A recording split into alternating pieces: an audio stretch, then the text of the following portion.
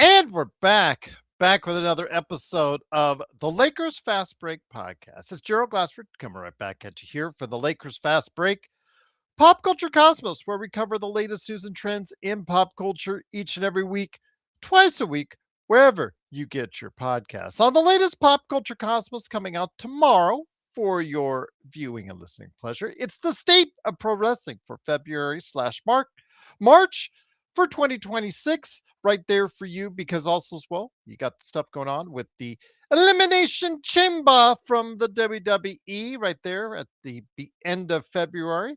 How will that lead into the road to WrestleMania? We talk about that, John Orlando and I, plus also as well we talk about AEW at a certain individual point as far as ticket sales for both AEW and WWE, and also as well the real world violence hindering what's going on with the CMLL and Lucha Libre, and will that stop the hot streak for CMLL? We'll talk about that, all that and more right there for you on the State of Pro Wrestling, coming up for you on the Pop Culture Cosmos, wherever you get your podcast, starting tomorrow morning as well. I want to go ahead and mention that to you. Plus also as well, I host the Lakers latest show for the Fan Arc Network. I'm going to be dropping another very interesting Lakers latest. Stress, calm down, stressed out, Lakers stressing you out. Everybody take a deep breath and exhale. Inhale, exhale. Because the Lakers are getting everyone stressed with the way they're playing and the way they're being coached, the way they're being run. So I'm going to go ahead and make sure I've got a good one for you tomorrow morning on Lakers latest as well. Right there, part of the Fan Arc Network. And if you don't know where it's at, that's okay. In the notes section on this channel, the Lakers Fast Break, I pop in there exactly where you can find the latest episodes of Lakers latest when they pop up tomorrow morning as well. And speaking of the notes section, if you take a look, I have thought at length about what the Lakers should be doing, the major questions that they should be pondering for the future, and step one in that process, what to do about Austin Reeves. I put a big article on the notes section, so go ahead and get a chance to read it or hear my thoughts on the latest Lakers latest as well. Tough, yes, I should. Yes, I would charge if I'm just a therapist for Lakers fans, I would charge and get quite a bit, and I would probably get a lot of feedback, get a lot of customers, because this team is very stressful for you guys out there. I can feel the stress, I can feel the pain coming from you, and I just I'm there right there with you. I'm right there with you. So everybody, one more time. Inhale, exhale. All right. LeBron is to blame.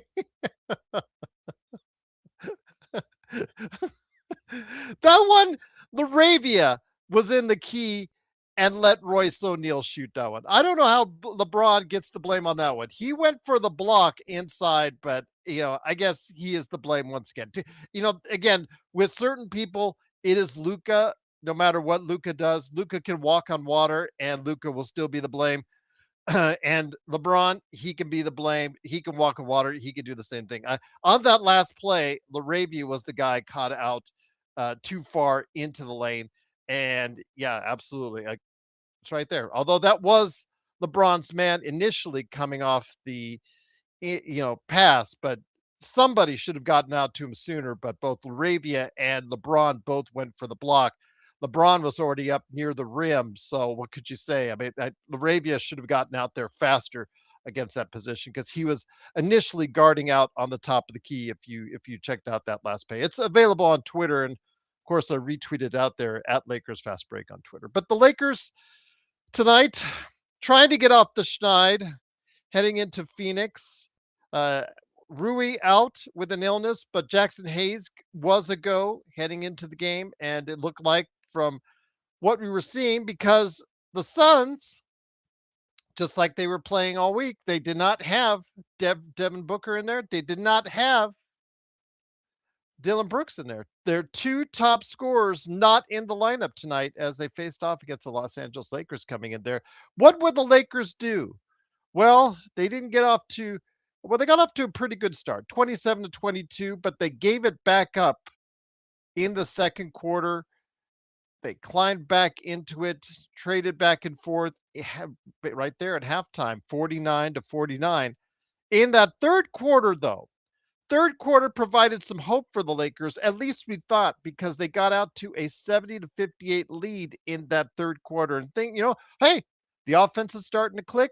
Defense is there, doing a couple good things here and there. Thought things would be good as far as it's concerned, but we talked about this the other day with the Lakers. With Boston the other day, they had a double digit on the Lakers, and they stomped on the Lakers and increased that lead. The Lakers, the next time they went out there, had a double digit lead on Orlando and didn't get it done. And the same thing happened again with the Lakers holding a double digit lead in that third quarter, giving it up, including a 13-0 run in the fourth quarter, having to have the Lakers come back and storm back with a comeback to tie it up at 110. And it came down to a final two plays where the Lakers once again gave up a three to Royce O'Neal and couldn't get it back on the other end with 1 second left. And the Lakers lose once again.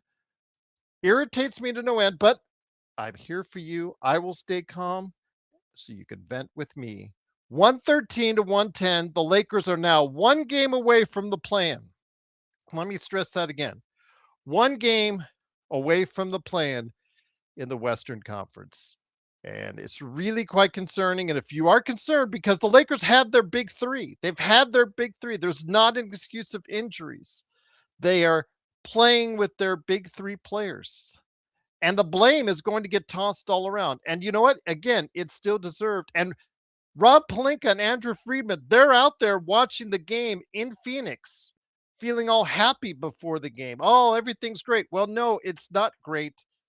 And whatever this restructured front office is, should not include Rob Pelinka. I don't care that he has now got 15 people overseeing him. I don't care about that. It should not include Rob Pelinka because we have such a mediocre team right now and they are not playing up to level. They cannot even win on the road, which they've been better at than at home all season. And so again, they lose 113-110, 34-24 on the season. Right now, they are again one game out of the play-in. And for a team that could have been 2 weeks ago in line, if everything worked out right, to get into third place in the Western Conference, they're now squarely looking down the barrel of a seventh place finish in the Western Conference if they keep on at it. But you guys, while we're waiting for some guys to arrive, John Costa will not be here tonight, but hoping that Joe is going right over there. Joe, I've got 2 words for you. Shut up, Joe. You're the one that loves the front office for Brad Stevens. You're the one that's come on this show and talked about your love for the Boston Celtics front office, your love for the entire Boston Celtics roster. And if they weren't in green, Gerald, if they weren't in green, I remember you telling me specifically, if they weren't in green, Gerald, if they weren't green, man, they would be like, you are the one that was getting all hot and bothered over them. So don't start that, my friend, because I go down that road better than you can. So get on this show and start open up your trap about what's going on with the Lakers, my friend. But again, a good team and a not so good team. They when they get out to a double digit lead, they finish the teams off. And this team right now, as we can see by the point differential, as we can see from the three straight losses, is not playing good right now. So I'm not here to give anybody a bunch of BS, Joe. So you want to get on the show, get on the show. You know the link. I already gave it to you hours ago. Let's see if you can read your email and get your butt right here on the show to talk some smack because people want to hear you rant. They want to hear your stuff. So go ahead and get your butt on this show as soon as you can. It is, of course, Gerald Glassford. Thanks again for watching, listening. Truly appreciate it.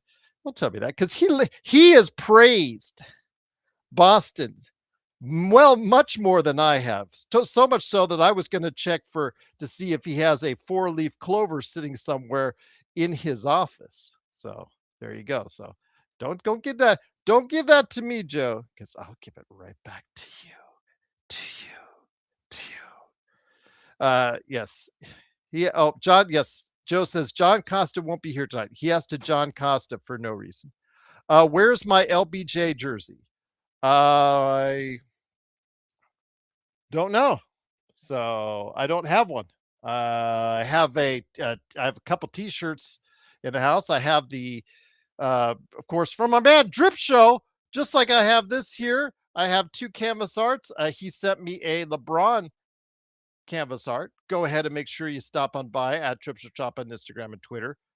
So Eduardo, again, LeBron, he was initially guarding Royce O'Neal on that last minute play, but when he went to help out and go for the block, Laravia was slow to transition over and defend that three. And again, if you want to put it on LeBron, by all means, but still, tonight a terrible performance overall for him though. 7 of 16 shooting, 0 of 3 from 3. At this point, he should just stop shooting threes because he's absolutely terrible at it. Right now, he is one of his worst years, if not his worst year shooting at three. Just give it up at this point in time. But 15 points for him only.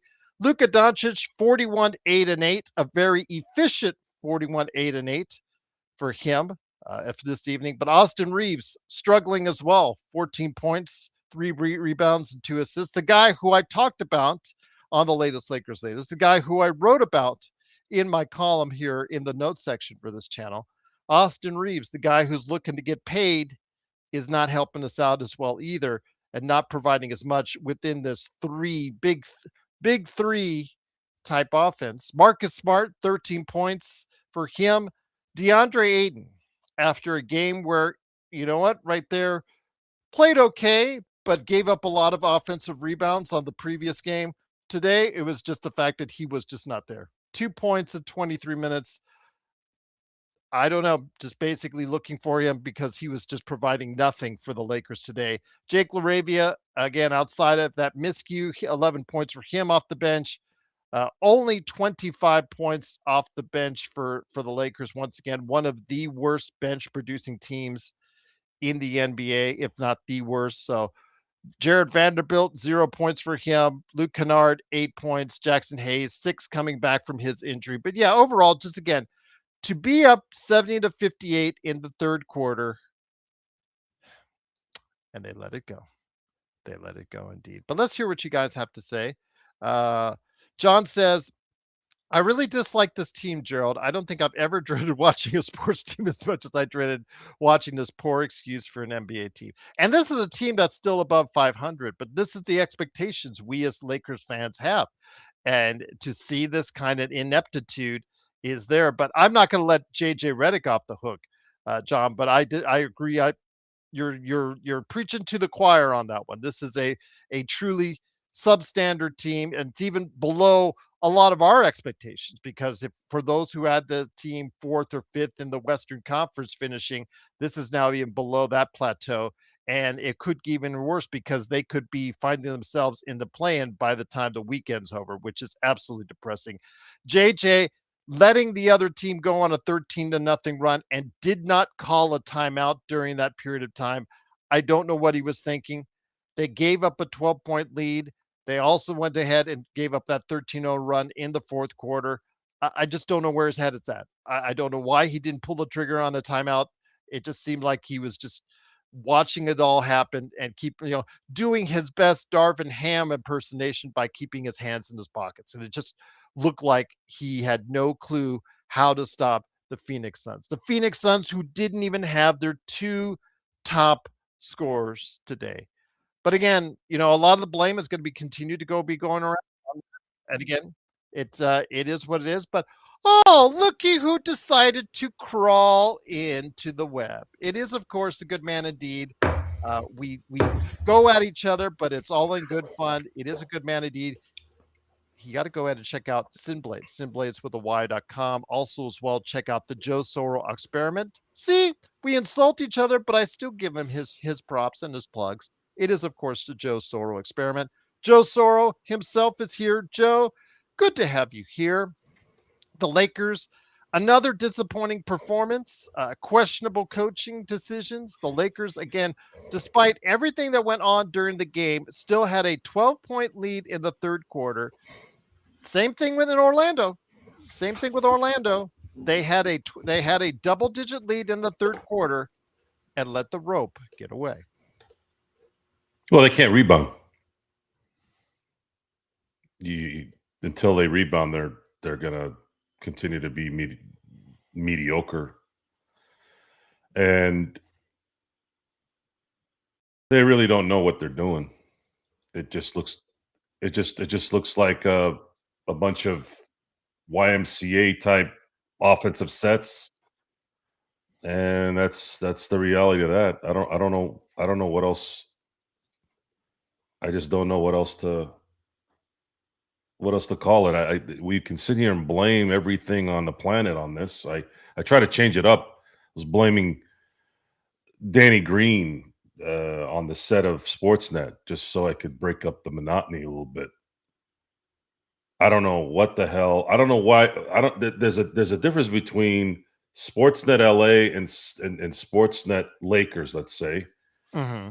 I don't know what it is. Like, do they just purposely find the worst analysts and just throw them to the Lakers? Because baseball is supposed to be the hardest sport to actually analyze. You have to know a lot of crap. There are things I still don't know, and I've watched billions of games in baseball. So I'm listening to Danny Green for about, and again, the reason why I come in later into the show is it enhances the show when I actually have a chance to know some information after the game. That's why I do that. The Lakers are 11-16 against teams over 500. You think that's going to change soon? They lost the last 3 against Phoenix, right? And by the way, does Devin Booker play basketball anymore? Every time I see him, every time the Lakers play Phoenix, he's never playing. Must be a good gig if you can get it. Phoenix weather, golf everywhere, and the fact you're going to get paid over $70 million in the last 2 years of your contract. Must be nice. I don't. I'm trying to figure out. The Lakers had a formula starting in 2020 with this 3 happy league. I thought their defense that year and even in 2021 was phenomenal in terms of how they guarded the 3. I thought they were going to change the culture like Steph changed the culture, right? But I don't know if that's going to happen. Is the league rules not going to allow it? Do these guys really practice enough to be able to do that? The game sucks, and it shouldn't suck. I mean, it was an exciting game, right? It was close. Last 2 games have been close. So I'm kind of caught in this middle of, well, it was entertaining, but the game sucks. So how does that make any sense? Sort of like an oxymoron there. Yeah, I don't know. Maybe it's not that. Maybe the game doesn't suck. It's just the Lakers suck at the important parts of the game to win. But then it does suck that guys like Devin Booker aren't playing and SGA's not playing. Like, it there isn't really any. It's become, in a lot of ways, become the NFL. Is there really a star in the NBA right now? Like a bona fide star, like a LeBron James when he was really at his peak. Right now, I mean, Jokic has an interesting, again, back to the statistics of the game, right? Like Wemby's things that you getting learn. there. So here's an interesting stat I found out yesterday. You know who the leading point scorer is in the 2020s? Who is it? Jokic. We've talked about him already. We've Right? both I'm we not done both yet. have said that Not he's done the yet. best player of this Yes. decade. Yes. I'm not done yet. You know who the leading rebounder is in the 20s? That would be Jokic. You know who the leading assist man in the 20s is? That would definitely be Jokic. You know who the leading steals man is in the 20s? Jokic as well. Yes. He is this is not 2023. This is 2026. One guy is leading 4 of the 5 major, and that the hilarious part is he's a center, and it wasn't the blocking stat. That's the hilarious part about this too. Like if you would have guessed which stat after maybe points, you would have probably guessed blocks, right? Because he's a center. No, that's the one stat out of the big 5 that he doesn't have in his pocket right now in the 20s.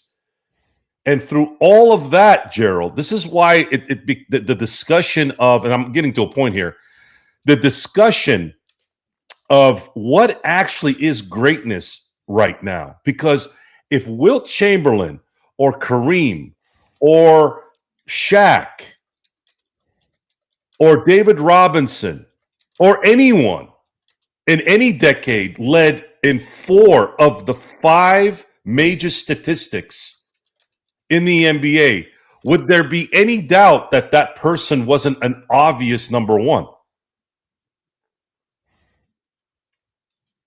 So I don't know if stats really matter anymore. I don't know. I think Jokic is amazing, but I still can't connect. I still can't connect Jokic in the top 10. You're telling me Jokic is better than, or is going to be in that area? Like, who the hell are you going to move out of the 10? Who? You got Wilt, Kareem, Magic, Bird, Jordan, Kobe, LeBron. I just named 7. I don't even have Dr. J in there yet. I don't have Hakeem in there yet. I don't have Karl Malone in there yet. John Stockton. I mean, it's like, so when I heard that stat, I don't know what it was. It just kind of clicked of I think we are witnessing, as great as Jokic is, my eyes, I can't pick him over Olajuwon. I can't pick him over Wilt, even though I didn't see him play. I definitely can't pick him over Shaq. Would he play Shaq better in this era? Maybe. How would Shaq translate in this era? Because Shaq already struggled with pick and roll in an era of half-court offense. Well, you would just name every team after him, just call them drop coverage, because that's what he'd be doing. It would drop coverage. It would be drop coverage every time. Or zone.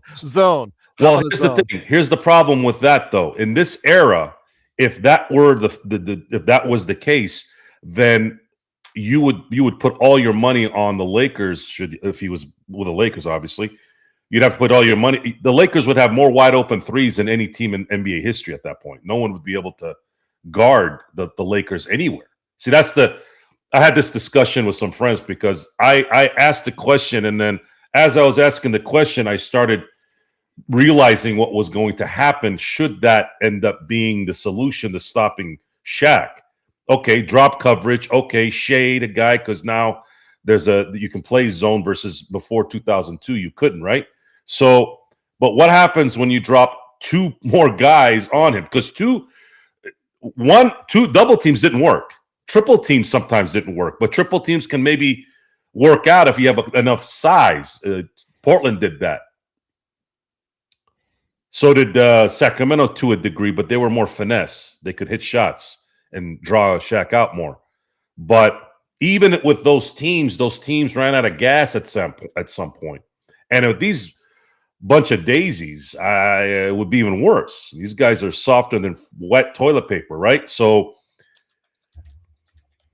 I'm in no man's land on how to analyze what I'm watching, other than sticking to the basics of, is this team ever going to rebound and ever play one-on-one fucking defense?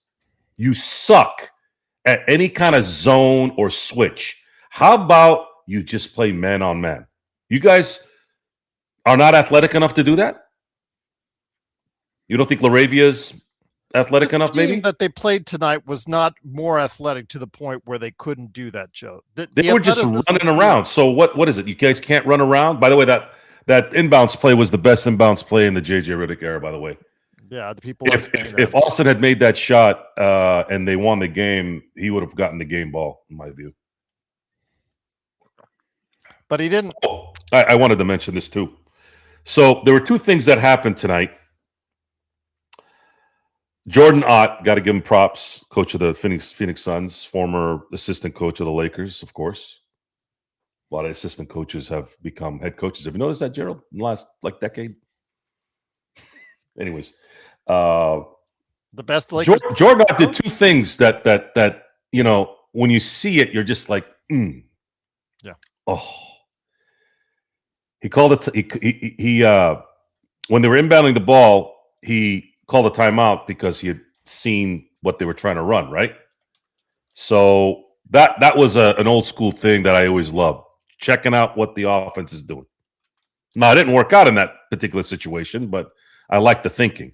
The other was when they were inbounding the ball and they had Grayson Allen go to the end of the earth to make sure they got the ball. Gee, what a concept that is, right? The little things matter, and look what it did. When you do little things like that, because they ended up scoring on that same series, by the way. Those little things, look what it does. Look what it does. Even though it was a great inbounds pass, even though Austin got a good shot off, it still was enough stress based off the prep, based off, in that moment, calling a timeout. Oh, we know what they're going to run. It still meant a result that was positive for them. So those are the things that I'm praying and hoping that this team can create after this wasted year is really what this is turning into. And the disdain of management, the disdain of just the overall culture of the Lakers it roots in things like this. It roots in the inability to not be able to have maybe the mentality of being great, being good. And I'm trying not to compare everything to the Dodger thing, but it's an LA thing too, right?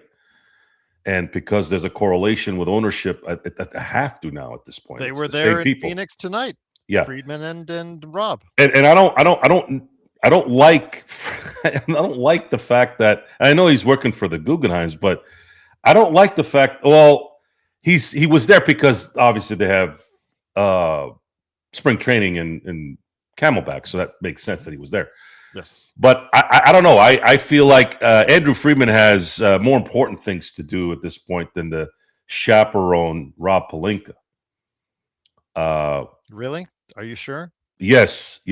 I don't. The easiest thing would be to get rid of him now.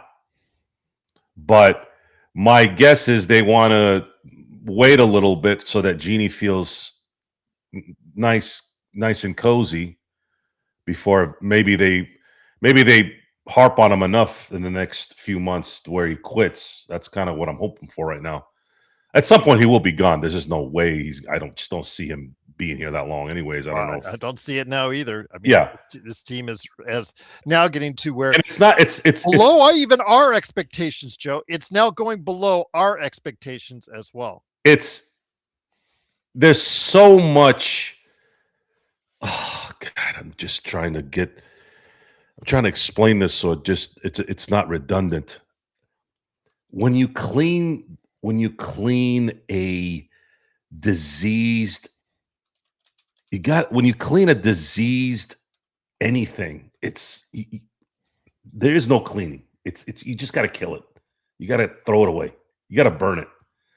Mhm. Not going to happen right until this thing is done. It's not. It's not going to end well. It's just not. And I don't even know if I can blame the players. Would you? Mhm. Other than I mean, DeAndre Ayton is just being DeAndre Ayton, right?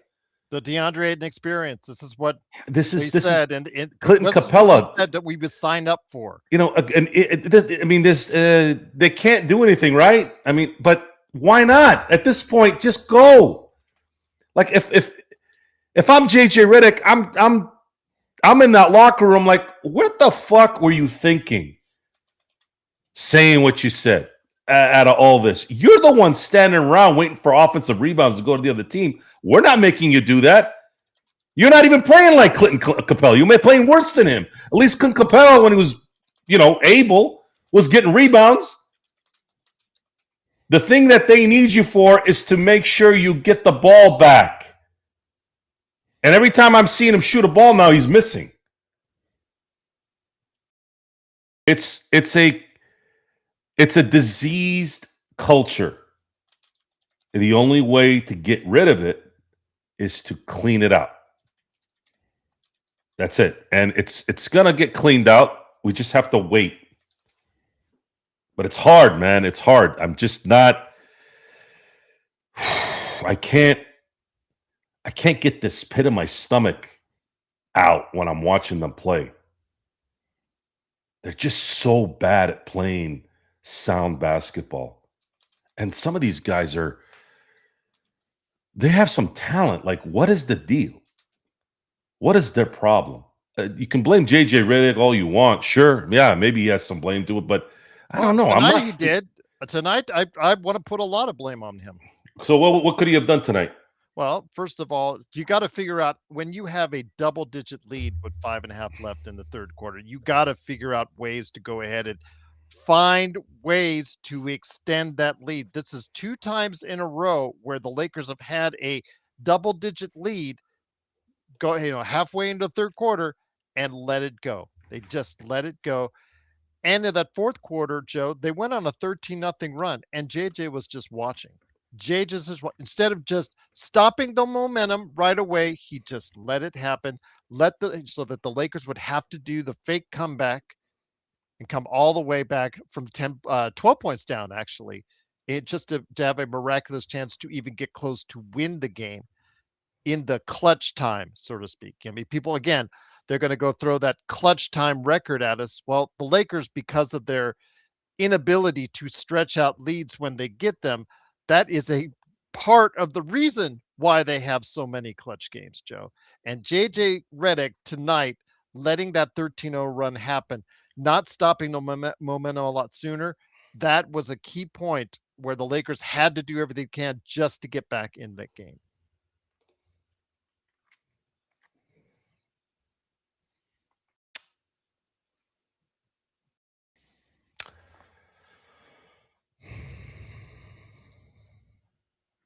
I don't. You and I I don't were know. on that island of JJ Redick. We're not fit for him. We weren't against him, but I'm slow. I'm not slowly. I'm now quickly starting to paddle my boat to JJ Fire Island. I don't. I'm not going to get into firing and all that. I think it's so cliche to just go that way. This is a top to bottom problem. I just think the culture in LA for the Lakers is just not good. Well, It's this is a problem. The entire organization right now. there's also a combination of the culture of the NBA too. You have a weak commissioner with a game that a lot of people are not really into. And then on top of that, you have the Lakers with this lifeless type game that can't close out. They have not. when was the last time this team was clutch? This team even turned Luka into a guy that's not clutch. That's the weird thing. This thing was here, and then it turned Luka into this. That's why I don't try to dog on Luka too much, because these issues were here before he got here. If this was Luka in year 3 and it was going on, that'd be like, yeah, this guy's not going to do it. He's not doing it. He's got to change something up. But there's nothing that's changed since the day we've got him. Like, nothing's changed. His stats are his stats. That's it. And that's why I brought up the Jokic thing. How does a guy drop 48-8 and still not win a game? That's nuts to me. And blaming LeBron James, yeah, I guess you can blame LeBron, but I'm not really blaming him on the court. I've been blaming really his aura, really his the atmosphere, the all-encompassing atmosphere. But see, that's this is your fault, the Lakers' fault, for putting this extra year on when they didn't need to a couple years back. What was the point of that? Why did it take Mark Walter to make an announcement that he's going to buy the team, and then they smarten up? You're telling me he didn't have a say in that? Because you could have been ahead of this by now, right? It would have worked out perfect. Because that's what it's going to need to. That's what it needs to be, and it's really not about the blame anymore. It's just I'm tired. We're tired of watching. We're tired of watching this team. It's not a fun team to watch. It's just not. Game was exciting, because it's close, but you're watching these guys. And I'd sent a video on our chat, I think it was this morning. This guy came out of the Orlando game, and he's like, these guys don't want to play defense. This was what he was saying. These guys don't want to play defense. It's a lot easier to scope the atmosphere there in a game when you can actually see everything, right? Without the camera being kind of narrow on at home. But it just doesn't. These guys are they don't really care. No one cares. It's not just a Laker problem. So, is the Mark Walter group going to create the care?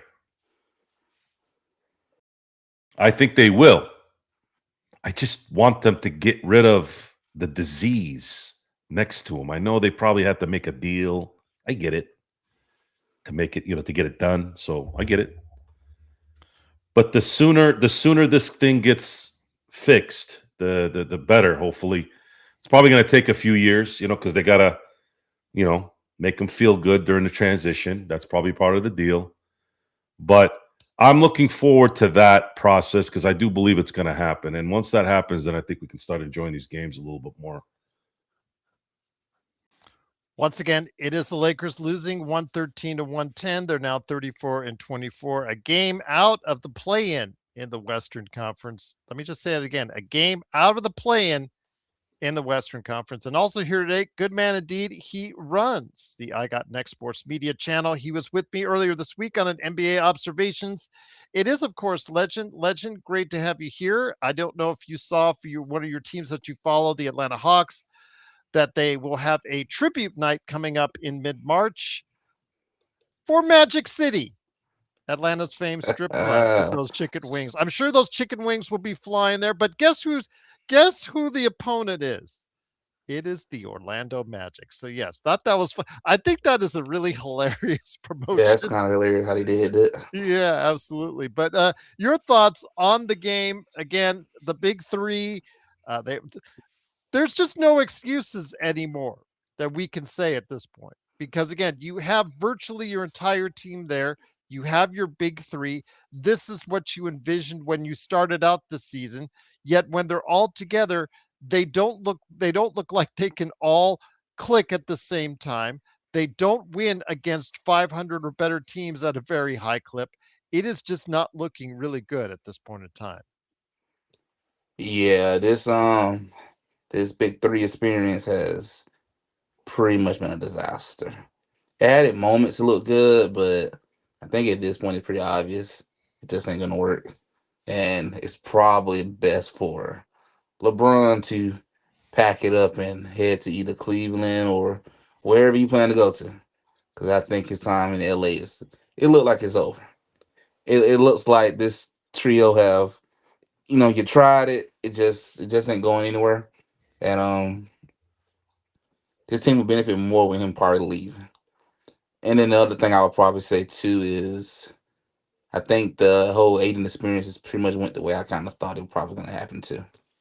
Seen it happen in Phoenix, seen it happen in Portland, and now it's happening in LA too. Welcome to the under Aiden suites. That's how it works. So I guess he is what he is. So I don't know what else you can do to make a guy get his motor right and play ball, and now you complaining about being compared to Clint Capella and stuff. So it's been pretty much a disaster. I almost feel like it's like a ship with holes just starting to just poking and poking and slowly sinking. I don't know what to say at this point. It's like it keep getting lower and lower every day.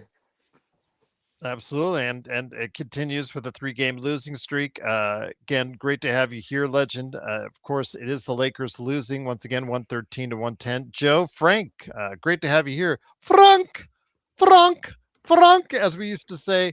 Great to have you here. Again, he's a big time Dallas follower, but he has a good point, Joe. He says, Joe, if it takes the Lakers a few years, as what your words just said, to become a true contender in the NBA, do you think Luka will be content staying in LA by then?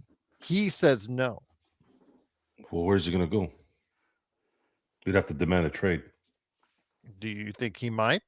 Where? I can't foresee the future, so I wouldn't know where exactly, but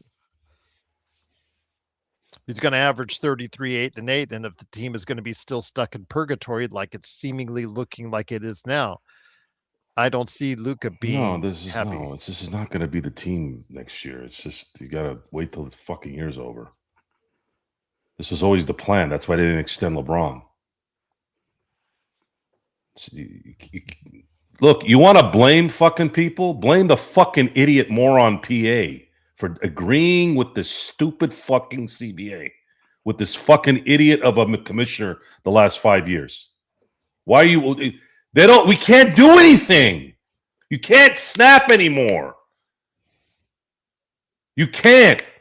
They just signed Bennett, former Virginia coach, so that they can start drafting people. Do you know who the Lakers have drafted the last 5 years?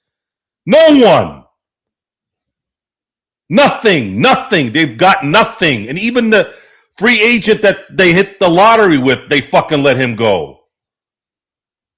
And then now they have Austin Reeves. That's it. That's all they got that they haven't brought in. These guys cost the turnaround issue.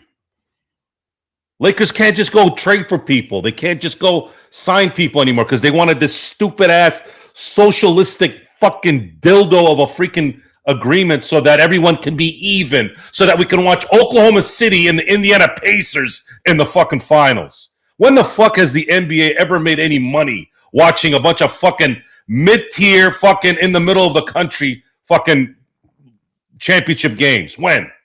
Did anyone give a fuck about the Seattle Supersonics in 79 when they won? Or the Washington Bullets? No. You want to know when the fucking NBA became the NBA? When the Lakers and the Celtics won 8 of 10. When Jordan went 6 of 8. When San Antonio with Duncan, an all-time great, and the Lakers were winning how many in the 2000s? How many did they win? 5 and 3, 8 and 11 seasons. When were the ratings really good recently? When Cleveland and Golden State were in the finals 4 years in a row. When did shit hit the fan?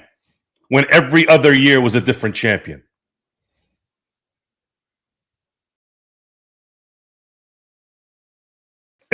this is what I hear. But it don't connect. The problem with the quick turnaround is they agreed to this deal where it's impossible to do anything of that nature. That's it. So where's Luka gonna go? Minnesota? Milwaukee? Then what? What, he's gonna get to Boston? What, are they gonna trade Tatum for Luka? Where's he gonna go? The Wizards? The Wizards are gonna have a lot of money this summer. Is he gonna demand to go to the Wizards? Oh, wait, Trae Young's over there. How the fuck's that gonna work? Oh, Miami. He's gonna go to Miami because Pat Riley's the GM. What has Pat Riley been doing the last 5 years? Pat Riley has not won a championship in Miami since LeBron left. And they underachieved, by the way, during those 4 years. They had no business not winning 3 out of 4 at least. Should have been 4 for 4 if you're talking about LeBron at his peak. This team needs to get gutted. Not 100%. It's not very realistic in the NBA. You're talking about a superstar in Luka Doncic. You're talking about a very good player in Reeves. The problem with Reeves, though, is you cannot pay him max money.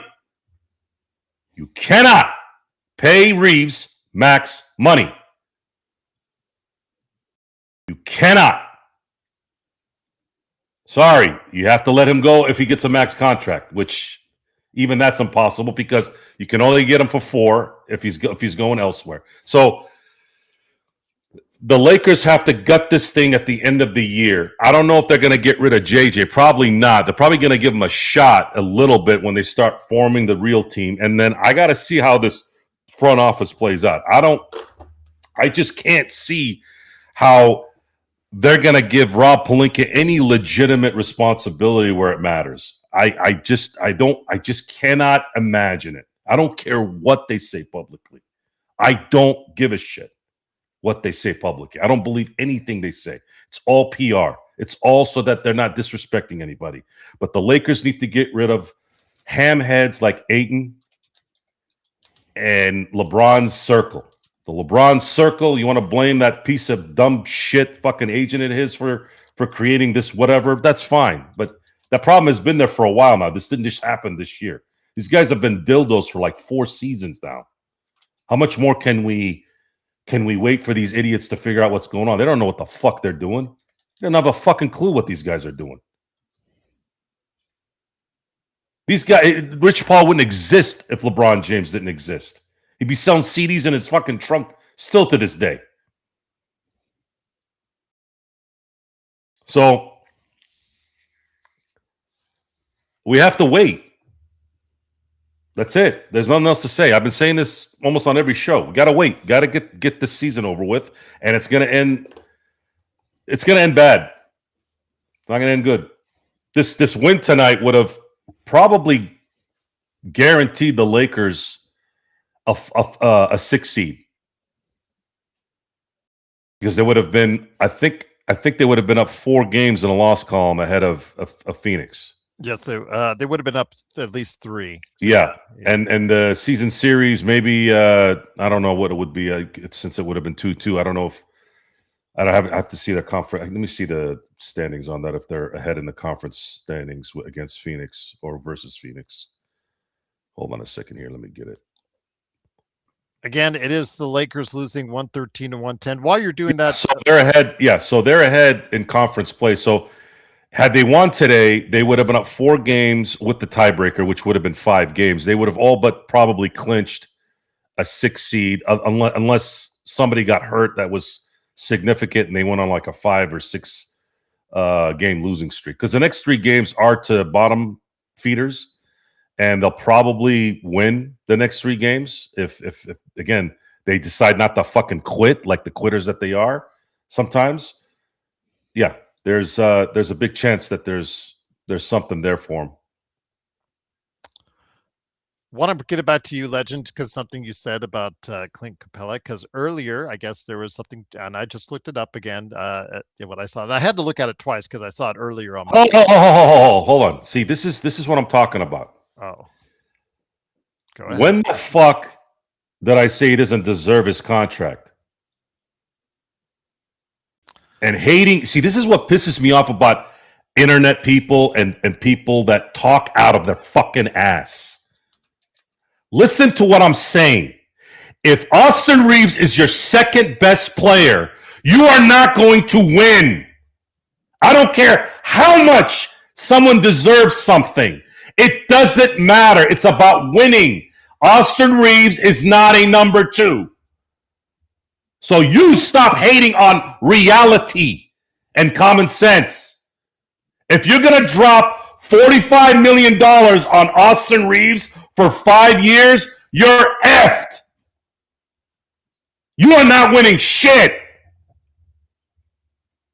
Nothing. You will win nothing. There's a hard cap in the NBA now. It's called the apron number 2. You cannot allocate $45 million to a guy who is not a star next to Luka. And the Lakers don't have draft capital to go draft 5 or 6 guys and develop them to be a bunch of pit bulls around Luka. You don't got that either.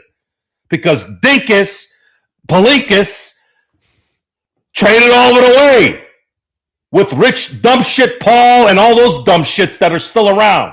Until you get rid of those assholes and you bring in somebody that knows what to do, maybe we can get lucky and get some draft capital in some way, then maybe we can start talking. Stop saying when you don't support something that they're haters. That's a stupid, ignorant comment. I like Austin Reeves. I like his game, but he ain't a star, and he never will be. He's a very good player. And maybe he'll make an all-star team. Brandon Ingram made an all-star team. You know who else made an all-star team, Gerald? D'Angelo Russell. Now, you're going to hang your hat on that? Sabonis has made 3. Even the all-star, and you wonder why the all-star game sucks ass? Now it's starting to come together, isn't it? Maybe we should all be given participation points and trophies. How about that? Does that make you feel better so that everybody isn't hated on? Man, you came to the wrong fucking show, dude. Grant, this is Bill Parcells' show. This is Bill Belichick's show. This is Bill Cowher, Chuck Noll, the greats, Nick Saban, if you guys don't know who the fuck those guys are. You don't win, you don't mean shit in sports. Sorry. You make your money. Hey, they make their money. They're all everybody that makes it in the pros won in life. Good for them. Congratulations. I don't give a shit. I'm watching to watch my team win. If you can't help my team win, then you're useless. I don't give a shit about your money. I don't care how much the owners have. I want to see a winning product. And I'm sorry, I'm not gonna bow down because, oh my God, Austin Reeves is a nice guy. Yeah, that's great, but he's not a number 2 and he's not a star. Sorry, he's not. Never will be. He'll be at best a number 3. But you got to have things around. You got to have things around that team that are solid, and that's facts. That's not anything other than facts. And that's with a C and a T and an S at the end, not an X. Grant, I don't think he said clinched a 6th seed in that sense. He said that if the Lakers would have won tonight, they would have been 3 or 4 games ahead in the loss column and won the season. They would have been 4 ahead, and then they would have had the tiebreaker at the moment because they have the conference lead in terms of percentage. So it would have been a higher likelihood of them getting at least the 6th seed, Grants. That's what he was trying to say on there. So if there was any confusion, we apologize. I thought I said all but clinched, but maybe I didn't. I don't know. That's what I meant to say. They would be in the driver's seat, to use the vernacular, as far as I'm concerned. And by the way, don't talk down to me, bitch. Don't talk about blabbering. If you've not been on the show long enough, this is what the people want. So you got a problem with what I'm saying? You want to call it blabbering? Get the fuck out of here then. Then fuck off. Go blabber your fucking face off. Stupid bitch. You wonder why I kicked a few viewers. You think you're gonna be a tough guy over the fucking chat? Blabbering? I love it. Come on in, all you new viewers. Once again, it is the Lakers losing. Blabbering. This fucking guy. This guy wouldn't say a fucking period or a semicolon in front of my face, but he can say it online like all those other fucking cowards. Next time, chill, watch, and see the show before you yap. Nicolas Cage made $400 million doing what I'm doing, by the way, in films. So who's the fucking idiot now? And if you guys, again, I put an extended article up last night on Austin Reeves as the first question the Lakers need to answer. I hope you guys get a chance to read it. I put a lot of detail into it and allow you guys the opportunity to feedback on it. But Gustavo has somewhat similar thoughts on what Joe and I have been saying since the summer on what a trajectory could be or should be for Austin in our eyes. But again, it is what it is indeed. But it is, of course, the Lakers losing 113-110. Legend, let's get to the DeAndre Ayton experience once again. At Trip Show Shop on Instagram and Twitter, and wherever you get your social media. Please go ahead and check it out. All the great stuff, including the pillow, canvas art, and more t-shirts, hats right there for you at Trip Show Shop on Instagram and Twitter. Legend, I don't know how this was brought as far as what context. I don't know if he said at a press conference or a reporter caught him on a bad time. But I guess, or if he said it out, just playing out a day of social media on Instagram, it looks like. DeAndre Ayton said, quote, "They're trying to make me Clint Capella." Now, Capella had the last laugh after his non-performance tonight. But your thoughts on that, my friend, because again, like you talked about with the DeAndre Ayton experience, thank God we don't have him on a truly expensive contract, because then it really would be hurting, my friend. Yeah, I don't know what Aiden was expecting, but my thing with him is you pretty much knew what the Lakers needed you to do when you signed that contract. There's no way they didn't tell you before you signed this contract, this is what we expect from you. You sign up for that. So like you can't get mad if they're using you that way. That's what you agreed to. But you're at the point of your career where you shouldn't be complaining. You're on the verge of falling out the league, man. At this point, you might want to play a Clint Capella role just to stick in the league. But it looked like you failing to do that. And I'm not sure why you're taking a shot at Clint. Clint in his former days with the Hawks and all before that, he was a really good player. If he was half that right now, he solved a lot of Lakers' problems for that in that center position. So it's like, but like you said, at least you ain't got him as a long-term contract. He can get his ass up out of there and find somebody better because he done wet the bed enough this season. If I was a Laker fan, I'd be done watching him. Well, Clint Capella has played 11 NBA seasons, Legend. The book is out to see if DeAndre Ayton will be playing 11 NBA seasons at this point. He be speaking Chinese. Oh, like Antonio Blakeney, who we just heard about on Pablo Torre Finds Out, who is the co-conspirator number one in the federal lawsuit.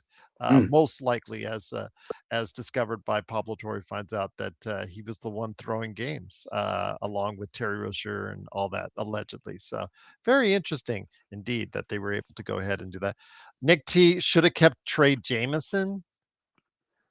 Seriously? Ooh. That's the best you can do? God, Nick. I mean,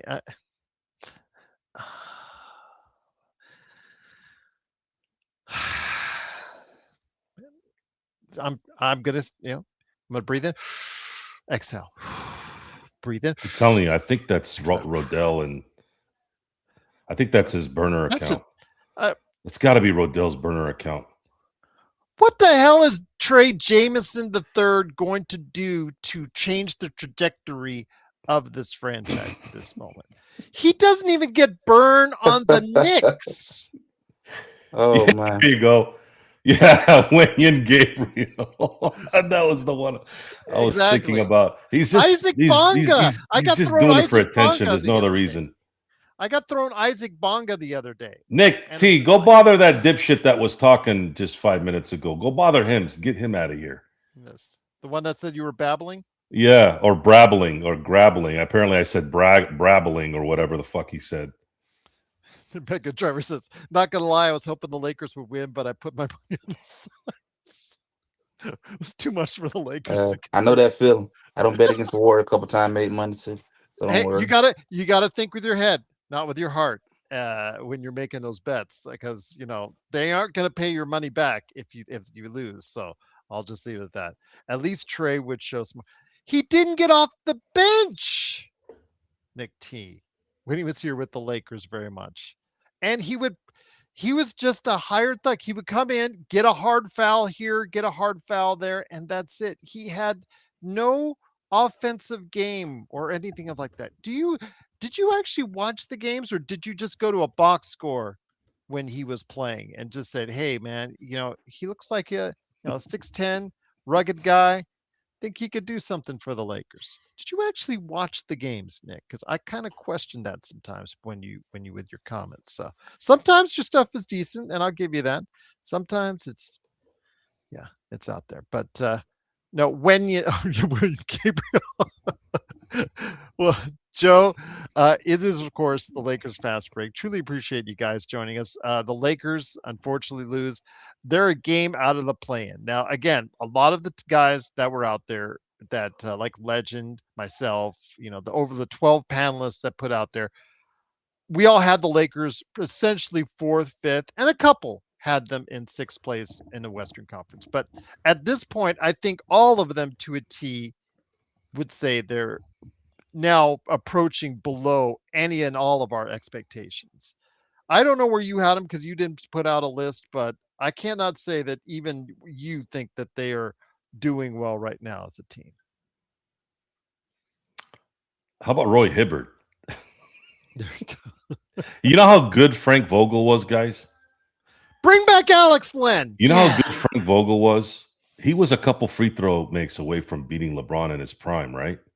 Mhm. Or at least very good chance of beating him. And then he made Roy Hibbert a runner-up Defensive Player of the Year. Just a little bit of history there.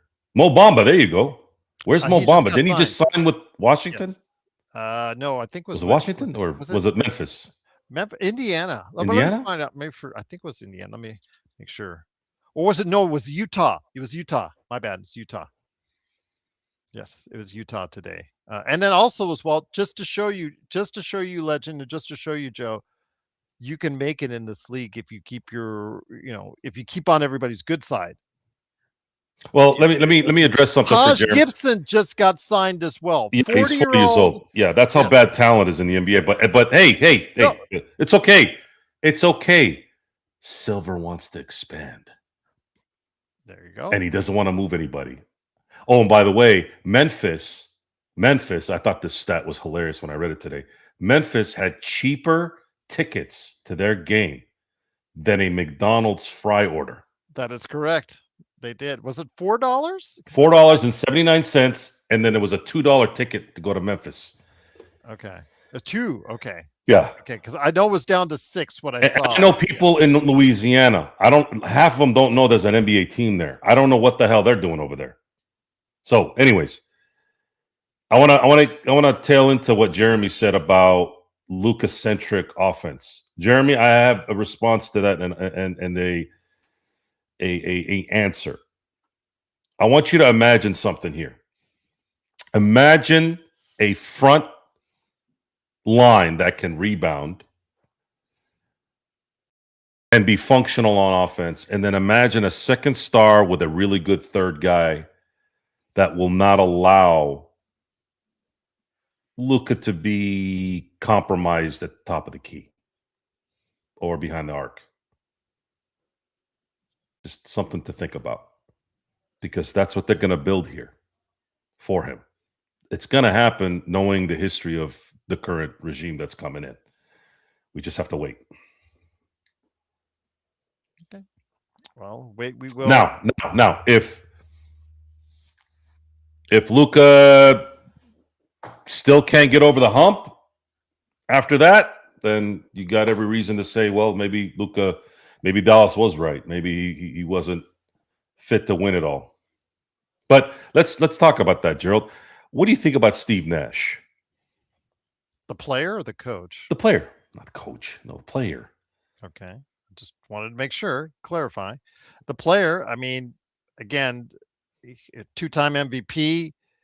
During his play, what did you did anyone? I think I was really angry with, not angry, but I was really disappointed in the fact he wasn't more aggressive in his stroke, because he was one of the best shooters in the NBA, and consistently, because he wanted to facilitate and just get that offense into high gear. It it that offense in and of itself is really hard to sustain in a playoff format, as we saw, Joe. But again, I continually got frustrated, like, for the fact that, you guys talk about how Luca, when he's struggling, should stop shooting and distribute more. I got frustrated when you watch, as an NBA fan, when you see a player with the skills and the touch of Steve Nash not utilizing it to the fullest. So you saw two different types of really good Lucas the last two games. Number one, the guy that can get you the ball where if you go to the right spot, and the other is you saw tonight, a guy that's lethal from anywhere on the floor. But is this roster really constructed for his talent? The answer is absolutely not. You have three ball handling, essentially guards on this team that perform better when they have the ball in their hands. LeBron is good in spots as an off the ball player, but I don't think in this stage of his career, it's going to be really good. Like if it was 10 years ago, he may have benefited from it because he had the athleticism, the energy, and could play defense and make it work. Austin Reeves is not a good defender. He's not particularly an amazing athlete. Does have good fundamentals to a degree. Can get past his guy, just being able to kind of outsmart them or maybe get a step on them a little bit. And he's got a okay shooting stroke, but Austin would be deadly off the bench. And we saw a little bit of that a few weeks back, but we're not seeing that again. I don't know why, but you know why. Well, I know why, yeah, and that's the reason why. Maybe this is why this thing needs to get gutted. We need to stop with this. We need to cater to the basketball player if his best spot is. And this is not, again, I'm really trying to make this clear. Basketball players have always been divas. This isn't a 2026 problem, a 2025 problem, a 2020. Like, no, absolutely. The biggest divas on the planet have always been basketball players. However, if you look at the history of diva basketball players, you'll notice a certain habit. They don't win a lot. Biggest diva at the beginning? Well, who would you say at the beginning of the NBA that you probably remember right off the bat? A biggest diva? Mm-hmm. Oh, I'd say Draymond Green. No, I'm talking about like really at the beginning of basketball, the NBA. The beginning of the basketball? Yeah. You probably don't remember the 50s. I don't think there was much going on there. Let's say the 60s. Yeah, I mean, they seem to have a different mentality. You don't hear of many guys that were like talking about in that fashion. It wasn't until, you started to get more personalities in the game, and it was more focused on something else as far as entertainment wise. A little bit more spotlight on that, maybe in the 70s going on from there. But in the 80s, when it became something even different as far as the television is concerned, that's when I think you really started to see the branching out into what type of things you could see as far as, like you said, personalities that maybe don't always mesh with what you would like to see on television. Will Chamberlain was the first diva in the NBA. Yeah, off the court, yes. On the court, I you know what? I think it speaks for itself. I don't give a shit about off the court. I'm talking about the game. How would you say he's a diva on the court?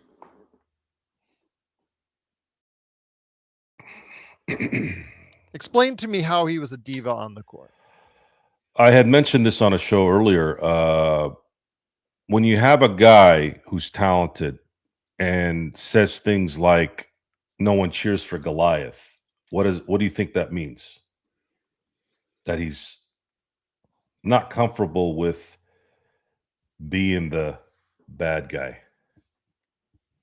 Okay. And But that when was a different time frame. That was a different time and period. then you factor in again at the end of the day, it's the end result of this because there are a lot of players like Michael Jordan or Kobe that would use that as fuel, and then it takes them over the top, right? Wilt Chamberlain had to prove that he passed the ball to, and he won an assist title one year because he wanted to prove he could pass the ball, right? Yes. So when the contrast with Wilt Chamberlain is you had Bill Russell. Now, granted, the Celtics at the time had more talent, but it had more to do with the fact that Bill Russell truly wanted to win, and I don't know if Wilt Chamberlain wanted to truly win.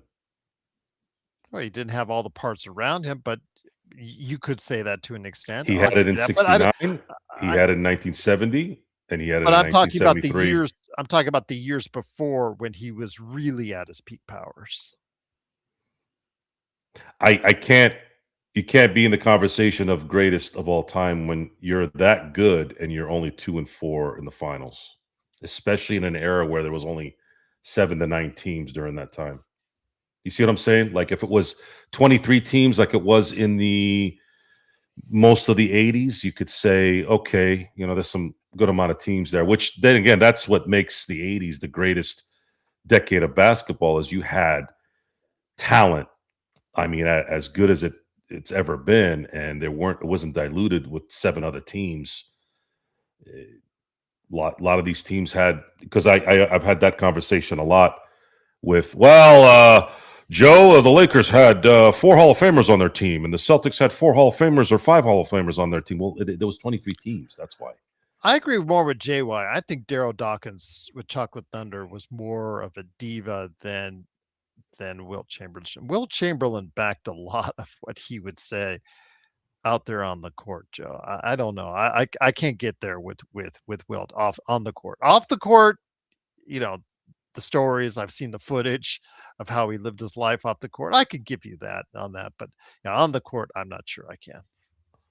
I can get there. But Daryl Dawkins, Chocolate Thunder, yeah, I can see that. Yes. I think your definition of diva might be different than mine.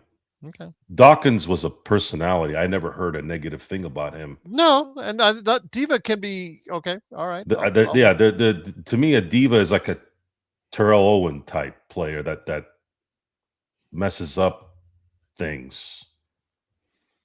Antonio Brown towards the end of his how career. Did Wilt mess up things?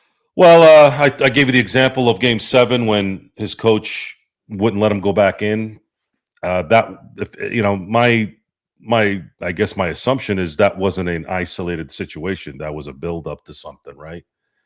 And Bill Russell also criticized his good friend Wilt Chamberlain for checking himself out in a game like that and kind of question his manhood. And I've heard Wilt Chamberlain talk in interviews. Like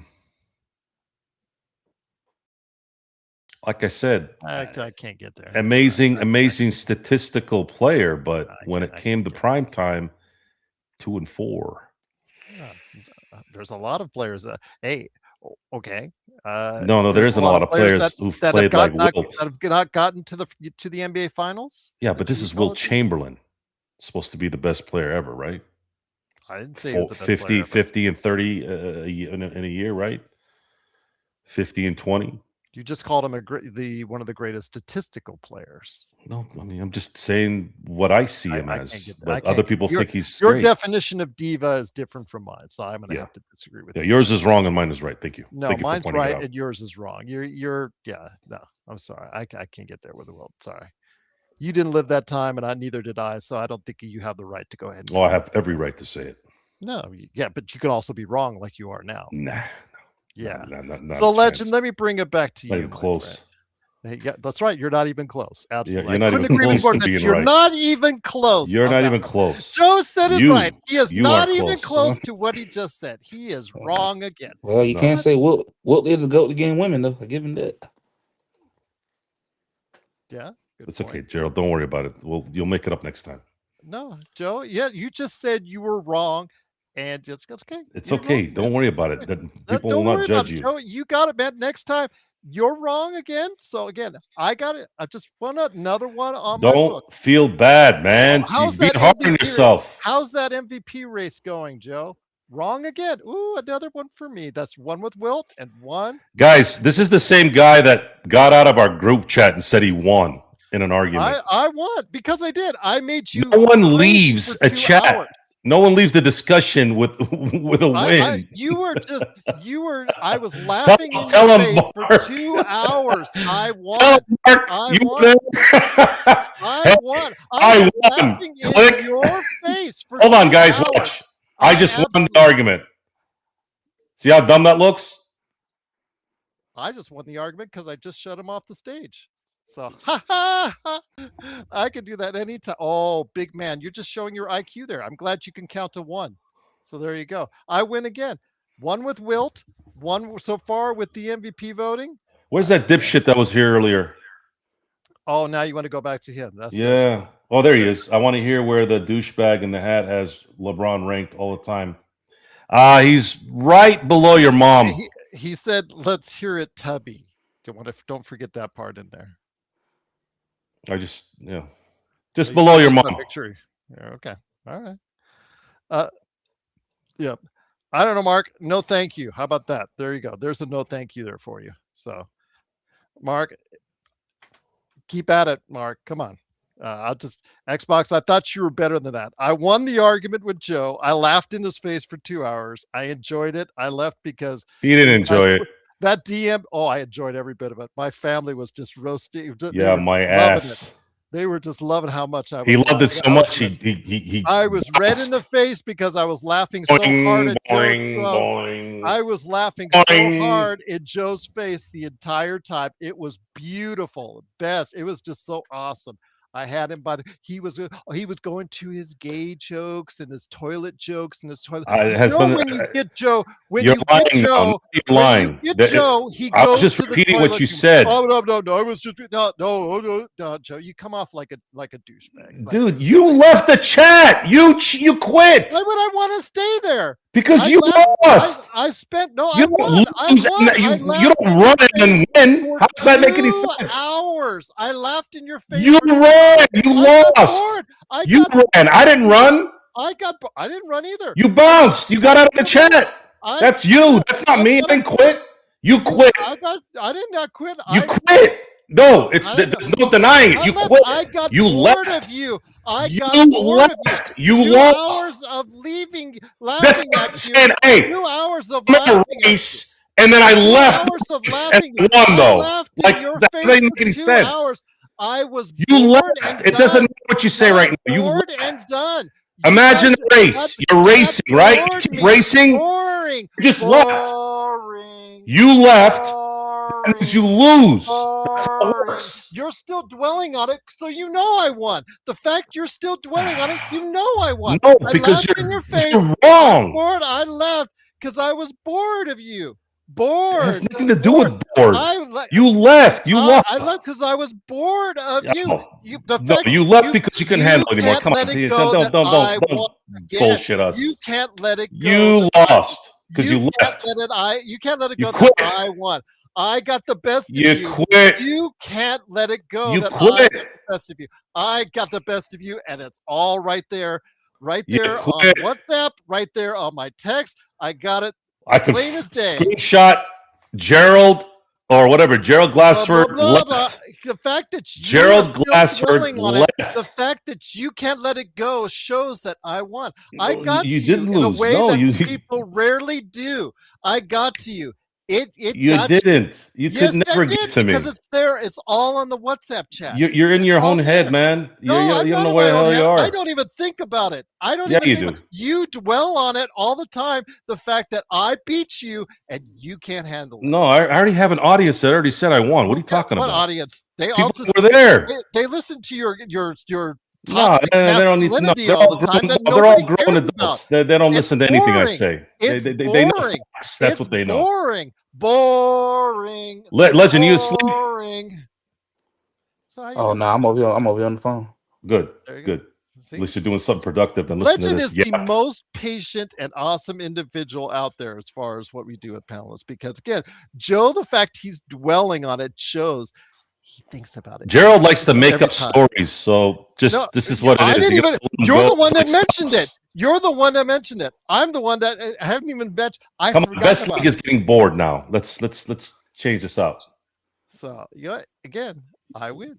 You lose. Gerald, just I'll How's that screenshot it MVP and send race it to going? everybody. How's that Gerald MVP Glassford race going? left. How's that MVP race going? I win again. I win again.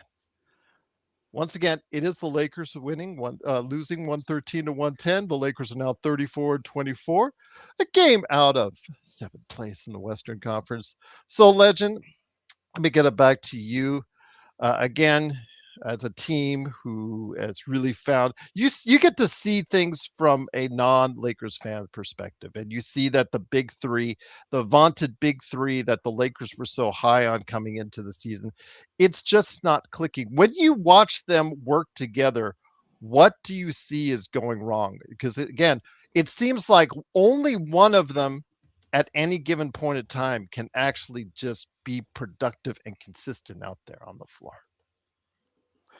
Yeah, it's hard to rely on what you have right now, and it's just at this point, it's not much you really can do at this point other than just ride it out and see what happens toward the end of the season.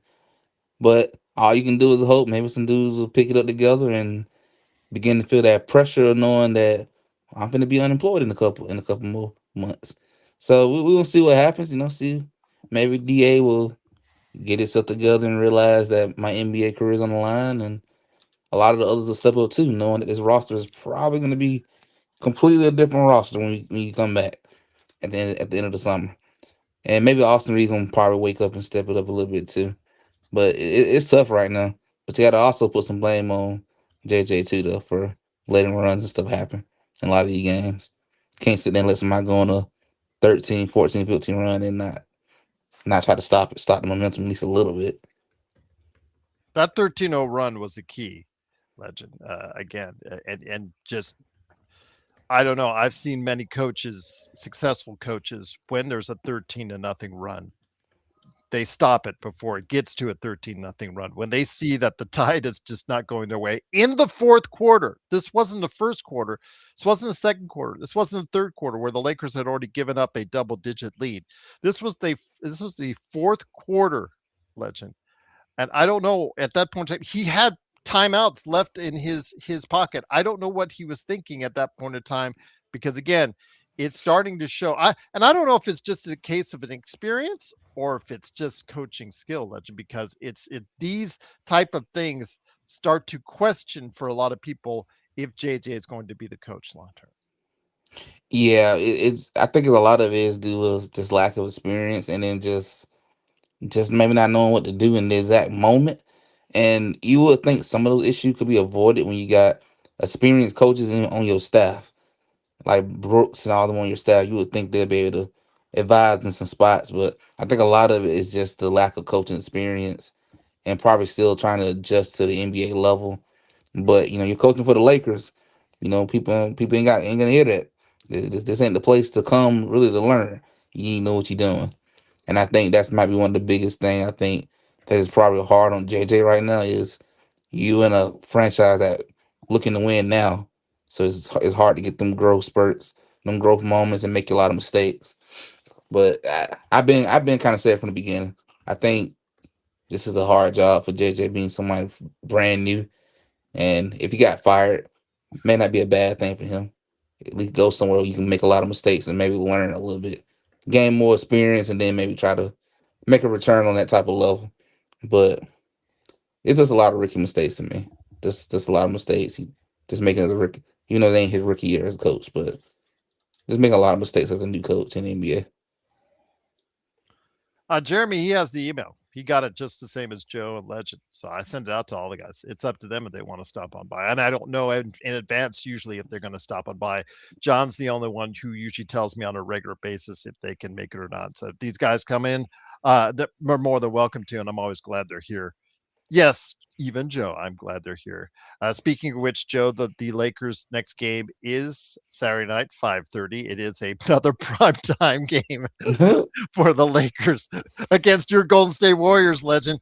This is. I'm sorry, you have to excuse me, Joe, because it's getting hilarious that there's a possibility. And Curry's not back in the lineup yet. Is that correct, Legend? That is correct.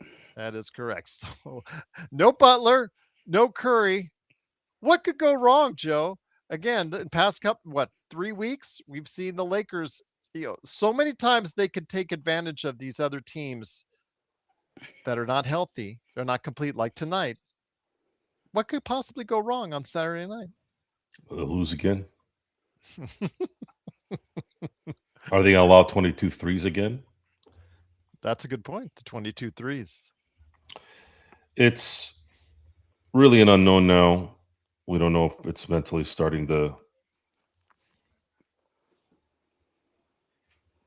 just eat away at everybody. LeBron looked like, I mean, he was playing some good defense actually for a little bit, but he can't sustain it though. No, and that's. I hope he do. I just hope he retires. I really do. I don't. Does Cleveland really want LeBron? Do they really want him there? I mean, or if they did, then wouldn't that kind of just justify that they're not really interested in winning? I mean, they really desperately want to keep Mitchell and try to extend him, but that team has already gotten really expensive. They're going to get even more expensive if they keep Harden there.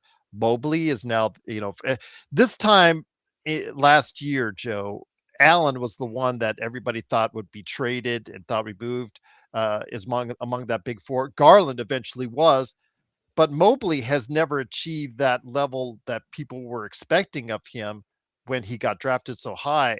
He may be on the move. Maybe LeBron would slide in there, but again, at a 42-year-old player coming in there, or eventually 42-year-old player, I don't know what that serves. I don't know. I don't really know what purpose that serves. Then you got to talk about the money involved. Does he take what type of contract does he take? He just looks like right now, even though he is playing better than statistically than any other 41-year-old ever has, it still looks like a shell of himself, and that's definitely not what the Lakers need.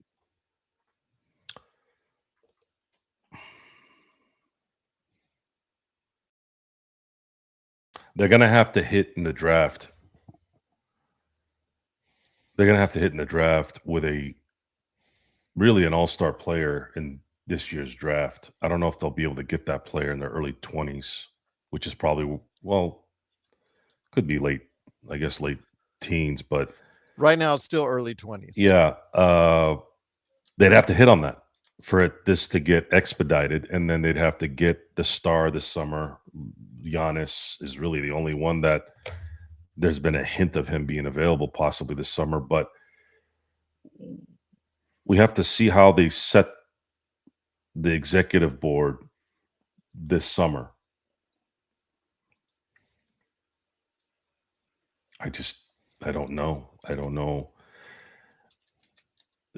Chris Paul didn't get picked up. He retired getting dumped. Isn't that crazy? Yep. What a way to go. It's just like, it was just an Very sad. afterthought. Yeah, very sad. So it had to have been him, right? Had to have been him. So with that, is any of the other 29 teams going to really want to deal with LeBron unless they're just trying to get a money grab? And why would LeBron go to Washington? Washington might want to have him for a year just to sell tickets, right? Yeah. Would he go to Washington? with Trae Young and AD. I don't know what they're trying to create So that's going to be the balance here. Where does LeBron want to go in all-star this? team of 2021. He's I going don't to know. want to sort of win, right? Go like to a team that has a chance to maybe compete. A ring chaser, so to speak. So let's figure that out. He's probably going to go back to the Eastern Conference. So what team would likely pick him up and pay him? Then you got to figure out, well, what would he be?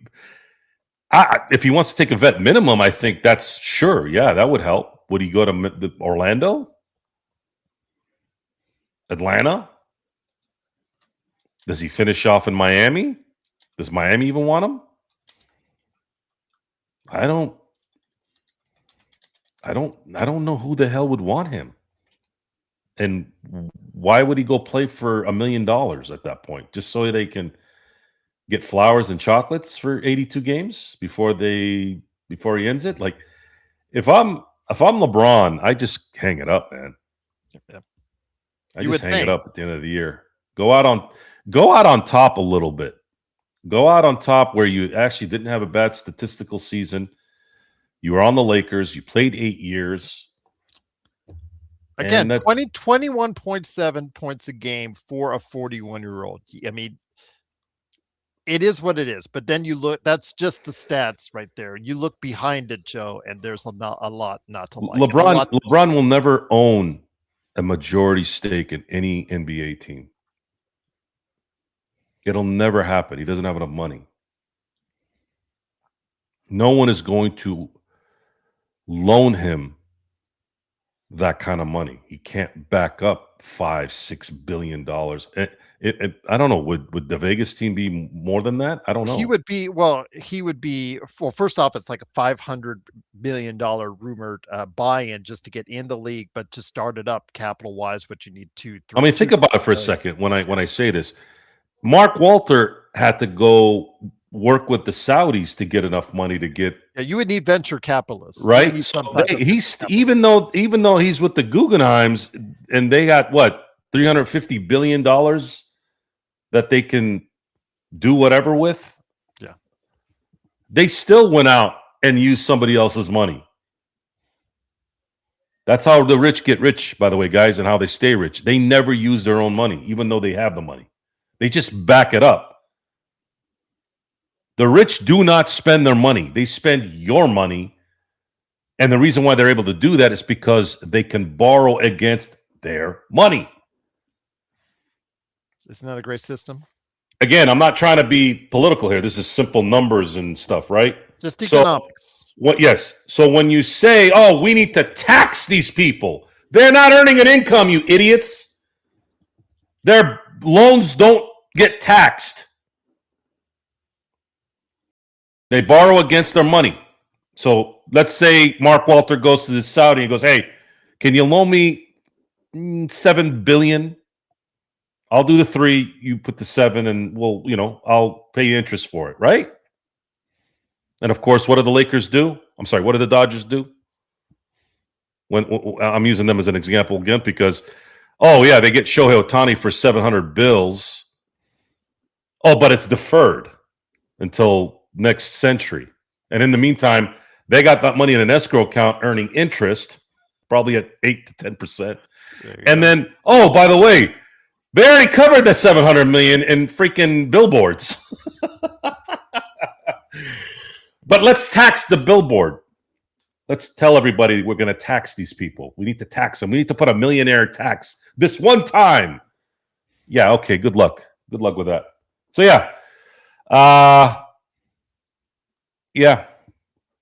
there's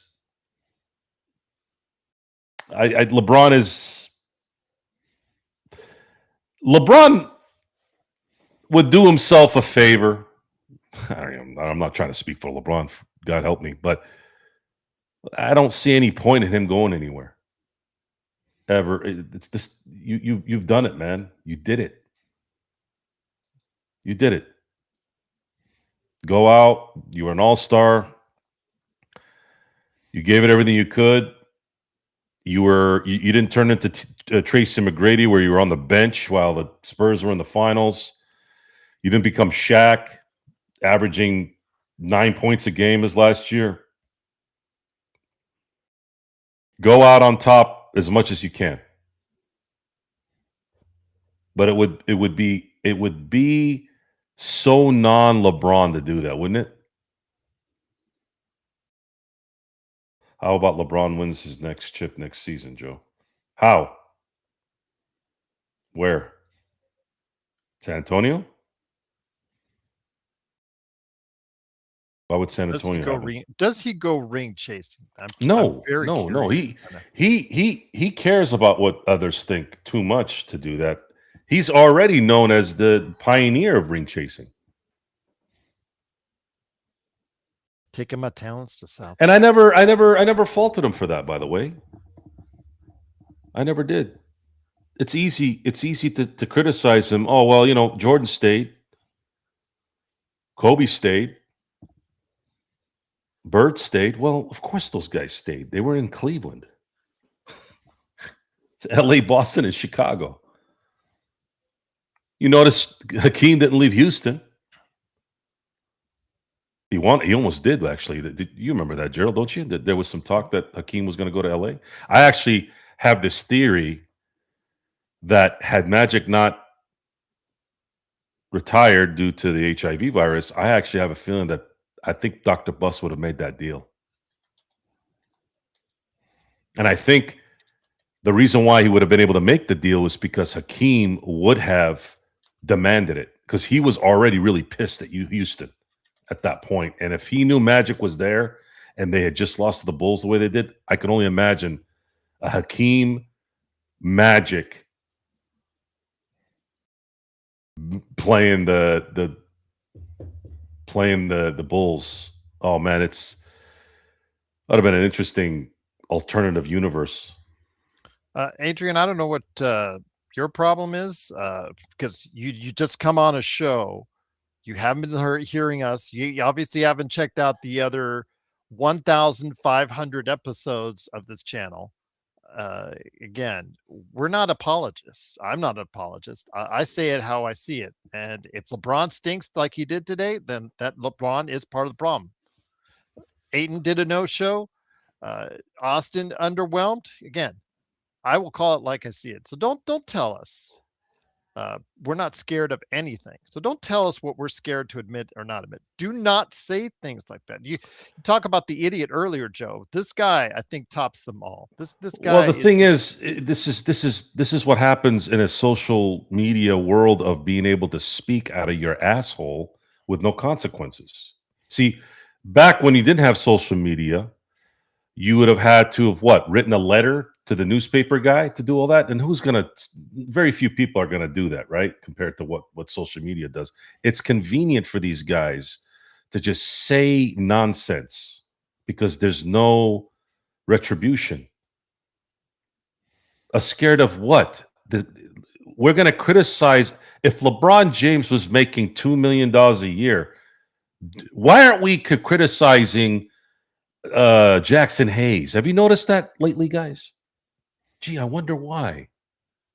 Now, I want you to put this in your mind with all your thinking. You all of a sudden, you're Negrodamus. You can predict the future and know what we're thinking, right? I want you to think about this for a second. Everyone, imagine Jackson Hayes making $52 million a year. How is the discussion on our show going to be the last month? You'd be scratching the walls. What the fuck is this guy? Why doesn't he do anything? Look what we're doing to DeAndre Ayton, who's making what, $8 million? If LeBron was making vet minimum money, I wouldn't even say anything about it. The guy's giving you 21, 6 and 6, making the vet minimum. Hell yeah, baby, let's do it. Hey, doing everything he can. You know what else would have happened, Gerald? If that was the case, Lakers would have depth. They'd have other guys helping this, and it's probably not a discussion. We would be tipping our hats. Hey, LeBron, thanks for caring about winning your last year. How about that? How about that? That I didn't say Nostradamus, Mark. I said Negrodamus. You got to remember, I'm the generation of Chappelle. I know Negrodamus. I don't know Nostradamus. Rest in peace. Dave Chappelle? Yeah. Do you remember Negrodamus on Chappelle Show? No, but I'm just saying Dave Chappelle is alive because you said rest in peace. And I'm Well, just the like, guy that played Negrodamus, not Chappelle. okay. I'm just like, well, that's different. Okay, but you said You don't remember who Paul Mooney was? yes, I know who he is, but you That's said what I meant. He's that. Well, you said passed away. Chappelle, and then the next words Yes, you it's said right Chappelle after that was, Show. but That's no, where it came you from. said Chappelle, and then you said rest in peace. So Chappelle Show. Paul Mooney. Sorry, I gotta freaking write a dissertation so everybody being understands what more I'm talking clear, about. yes, being clear is definitely a benefit being on the internet. But Lakers are 40. Well, Lakers You're just scared, Gerald. How about that? scared of According to Adrian, what is Courtney his name? Adrian. Yeah, Adrian Knight. yeah, man. Yeah. Hold on. Let me read it again. LeBron is your problem, but you're all too scared to admit it. LeBron was never Jordan or Kobe. JY again with Luke Kennard, they're playing right on him. So the Lakers have to find ways. JJ has to find ways to free up Luke Kennard to take those shots, but also Luke Kennard has to be more aggressive. You know, you go into detail why Luke Kennard is hopped from team to team to team to team to team when the guy shoots 45% to 50% from three. It's like, how does this happen? But teams are willing to just let him go at a moment's notice. Well, again, it's not the fact that he just maybe has defensive issues. It's just the fact also as well that he just doesn't make waves or doesn't demand the ball as much as he should. I mean, it's not all his fault. So let's not put on this on him entirely. He wants to be a team player when he gets there, Joe. And it's up to JJ if he understands that if he's not going to ask for the ball, you have to find ways to find screens for him to open up the offense so that he can get better looks, so that he can take it to where you pass the ball and say, hey, you've got to take it, man. You've got to take those shots. These are things, again, that you have to find and work out. I understand that Luke Kennard is not the most aggressive offensive player in the world, but when you say he takes no 3-point attempts and whatnot, that's it's a combination of the two when it talks about the team and Kennard not finding ways to get him open and to actually get him to take those shots. Well, the sad thing about this entire thing is the same problem the Lakers had at the end of last year after the Luka trade is going to be the problem this year. What makes it worse this year than last year is they actually have a guy, but the guy's not doing what he's supposed to do. DeAndre Ayton, if he gave a shit just a little bit, the Lakers probably win 4 or 5 games this year. He was a minus 24 today. Imagine if he was a minus 12, they would have won. Mm-hmm. And that's part of the little details. How one player can destroy. You remember Mark Aguirre, right, Gerald? Okay, you remember the trade that Detroit made? Detroit was reeling in 1989. Then Mark Aguirre was acquired. And they ended up winning a championship. And you know what set that team apart when Mark Aguirre arrived? Mark Aguirre realized that I've been in Dallas for, what was it, 8 seasons at that point? 9 seasons, 8+ seasons. I want to win a championship, and I'm going to be a team guy.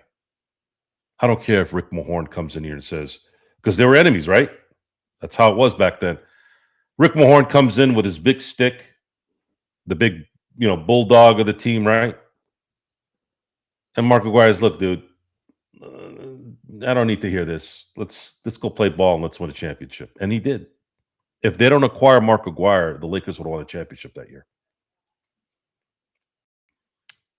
Or maybe the Bulls would have.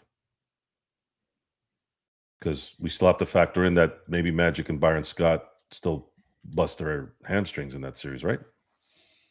So if you don't care about winning and you're in a position of major need, you're going to be playing uphill as a team, and that's what the Lakers are doing right now. It's sad too because I was bringing up Jackson Hayes here, and to me, Jackson Hayes he's had his best year of his career this year, but he's not he's trying his best. He really is. You could see it, but he just doesn't have enough talent to do the things that this team needs. He's not a starting center. He's just not a starting center. Yeah, he's just not. They collapse on him, and he can't do anything. It's not in his game. But he's been great. He's been great this year for what he gets paid and the efforts he's put in and the little bit of improvement in getting the ball in the hoop. Hell, I think his free throw percentage has gotten better this year too, a little bit. But it's not enough. What the Lakers need is they needed that guy that can rebound. If they just had one guy that could rebound. However, the reality is if DeAndre Ayton could rebound, he wouldn't have been available the way he is. And of course, if Jackson Hayes could rebound, he wouldn't be available for all essentially the vet minimum. So it's kind of one of those things where, it's not if and when and what, it's dependent on the availability of what you can get at the time. And the Lakers haven't had a chance to really get anything because they can't get anybody because this beautiful collective bargaining agreement where everything needs to be equal and hard to do. Right? It's almost like the way they've created the NBA is like they've regulated every fucking thing you can do. You can't wipe your ass without asking permission. You can't acquire anything of any kind of substance for your business without 400 different items that you have to go through. The NBA CBA is the California way of doing business. Especially if you're in LA and San Francisco. For those of you who don't know what the hell I'm talking about, for my Australian friends, you all know as a country how they regulate there. For my Canadian friends, you know how they regulate things over there. And for those who are in Europe, you definitely know how things are going over there. It's the same in the NBA now. That's what they created. And if you've listened to my show and heard me talk about what the Major League Baseball situation is going to come about here in about 10 months. They want to create, or at least that's the word that's out there. It's all bullshit, by the way. They're trying to turn baseball into that because they can't handle greatness. And it's under this facade of fallacies. Oh, well, look at the NFL. It works in the NFL. No, it doesn't work in the NFL. You know who wins in the NFL? With certain gaps here and there, like it was this year, you have to have a franchise quarterback to win consistently and to be great. There was a time where there was like four quarterbacks in 24 years that were in the championship game. 24 years. Is that parity, Gerald? Because there's a hell of a lot more parity in baseball when it comes to that. And they don't have a salary cap. And they have a very laxed luxury tax too. So what is it?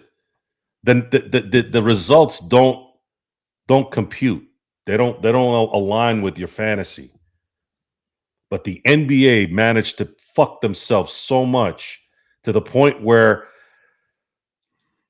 you had 51 million people watching the World Series Game 7 versus 18 million Game 7 for the NBA Finals. And basketball's supposed to be still the second most popular sport in the country. So how do you explain that, Gerald? And you can't sit there and say, oh, well, it's an American sport. No.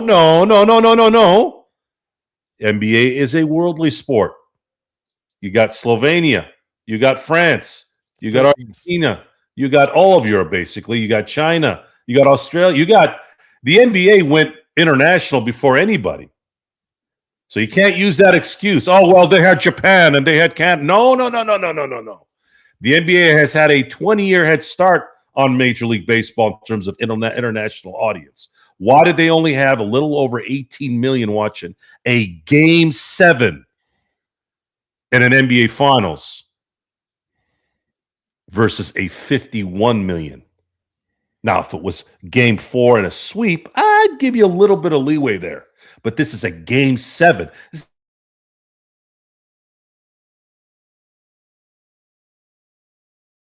That league, and you have a 51-18 difference. That's the result of your stupid ass collective bargaining agreement. That is the result of parity. Fuck your parity. Because that's what baseball was getting in those games when the Dodgers weren't whooping ass for more than a year. We want to see dynasties as an audience. And I say as an audience, not everyone's a diehard. Most people want to just, don't they always say that, Gerald? I just want to see a good game. I just want to see a good game. I want to root for the underdog. Well, if you want to root for the underdog, don't you need a villain to really root for the underdog? Who was the underdog in the Yankee-Dodger series 2 years ago? You had the evil empire and then the new evil empire. Like, there was no villain. It was two villains. The only thing you could say is because the Dodgers, because they were screwed over on two. Well, the thing is, the Dodgers, and that's part of the again, that's retribution, right? That's retribution. You cheated the Dodgers, and I say you as a league, as the commissioner. He didn't demand. Well, I know what happened. It's kind of like the FBI with mafia guys, right? They basically said, rat yourselves out and I'll let this go, right? There was a deal done.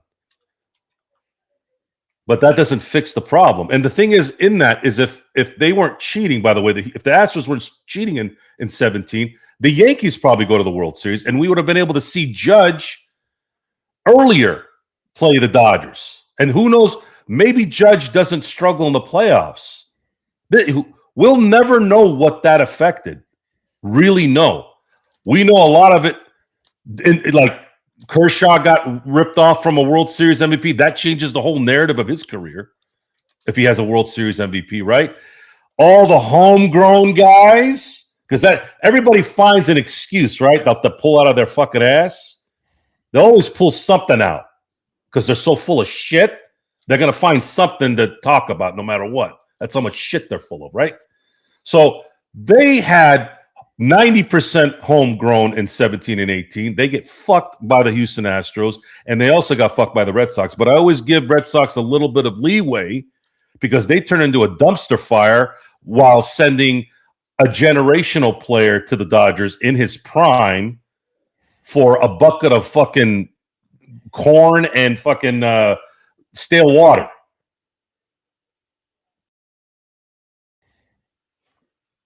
So much more fun to talk about baseball, it seems. There's no restriction, man. But why did we get 90 people out here in the room? Because they want us to go ahead and yell at each other. Well, because and that's something that yell at the Lakers. And that's something that's important to talk about. This we live in a drama-filled world. They want excitement, they want anger, they want energy. Hell, Jeff even hit me up while we were doing the show saying, dude, I must have accidentally pressed the show's button and all he heard was me yelling at that dipshit that was here earlier. We're here. If you're going to be a show, what is this show? It's about entertainment, right? Mm-hmm. Baseball, football, basketball. It's about entertainment. Don't listen. People talk and then do completely different things.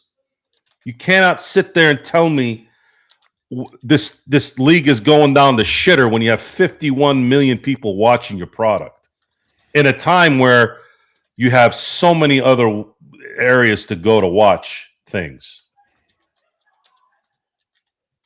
It doesn't make sense.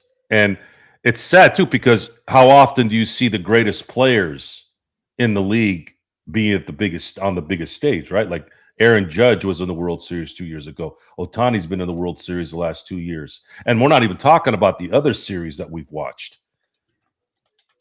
You know, you got to go through 1, 2, 3 sometimes before you get to the World Series. It's in the 50s and 40s, which is why we've been talking about how, you know, when we talk about NBA too, okay, there was a time where they only played one series and then they went to the finals. Now you got to play 3 series before we go to the finals. Now you got to have a play-in, and then you got to go into the playoffs. So I'm just saying, man, it's, I guess, judging to go off of Adrian's thing, being scared of LeBron. I don't know what the hell that meant, but I don't. There's no point in comparing anything really. It's really for just shits and giggles. But there's no doubt LeBron is the number one player of his era, and there's nothing you can really say that can change that. LeBron between 2010 and 2000, let's just say his decade was 2010 through 2020. There's no argument. As good as Steph was, as good as Durant was, you cannot put anyone above LeBron between 2010 and 2020. Just can't. And make it sound normal. It just, you can't. What did SB say? Mark was talking about the wonders of massages and how he prefers them. There is no point of a massage unless there's a happy ending at the end. You did have to go ahead and say that on the air. Okay, Mark, I'm gonna throw this at you. Don't get sad. Just remember, you weren't the only one that day. And I don't care what kind of soap they're using. One last question before we head on out, my friend. And I want to give a big thank you to Legend. Again, he comes on here after midnight, his time, East Coast time. Truly appreciate Legend. Please support him today at I Got Next Sports Media. But I did want to go ahead and mention before we head on out, thank you, Arcarino, because I kept saying Arcarino, but I didn't see the, as far as the end there, as far as the concerned, Arcarino. So hopefully I'm saying that well enough. But Joe, before we head on out, Anthony has a question for you on the Dodgers, since it's spring training and the Angels already look like the Angels. And the Dodgers are already looking like the Dodgers already. Hey, Joe, think Ohtani can win the Cy Young and MVP in the same year? If there was a year to do it, it would be this year. I think this would be the only year that he could do it. Because how old is he? 31? He's 30. I think he's gonna be 32 this year. Okay, that's it. But a couple things have to happen. Yeah, a couple things have to happen. They're gonna have to win like they've been winning in spring training. I mean, they're gonna have to win 110. Yes, they're gonna have to win 110, which not means 100, but 110. No, 100. Yeah, 110. They're gonna have to be. So let me just say this, and then I'll answer the question exactly. So Jeff and I have been talking about. You're awesome. A name. The 27 Yankees, the 98 Yankees don't have a name. They didn't really have a murderer's row. They were just, the whole team was badass, right? Yes. The 27 Yankees had a lineup from, I think, 1 to 6 that they called Murderer's Row. And at that time, I think the reason why they called them Murderer's Row was I think that was the time of Murderers, Inc. So they took that whole word and kind of made it into baseball, right? The lexicon of that current time. We need to make up a name for this lineup that the Dodgers are going to have. They're going to have a guy that hit 27 home runs last year, bat 8. And it looks like he's balling already this year too, by the way. And not Andy Pajes. So I think there's going to need to be a catchy name that flows. Right now, I'm at deadline. DEAD line. Deadline. That's where I'm at right now. I thought of death row too, but I don't know if that'll be a copyright issue. But there's got to be something catchy. Deadline is where I'm at right now, death row.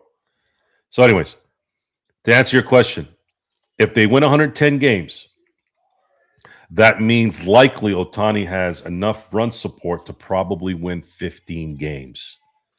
If he I'm going to say he's probably going to have 4 starts a month in the 6 months in the 6-month regular season. That's a solid number. 4 starts per month for 6 months. So that's 24 starts. If they win 110 games, that means he likely had run support to win 15 games and maybe lose, let's say, 4. Hell, even if it's 5. Now, what's his ERA going to be? Skeens is not going to be.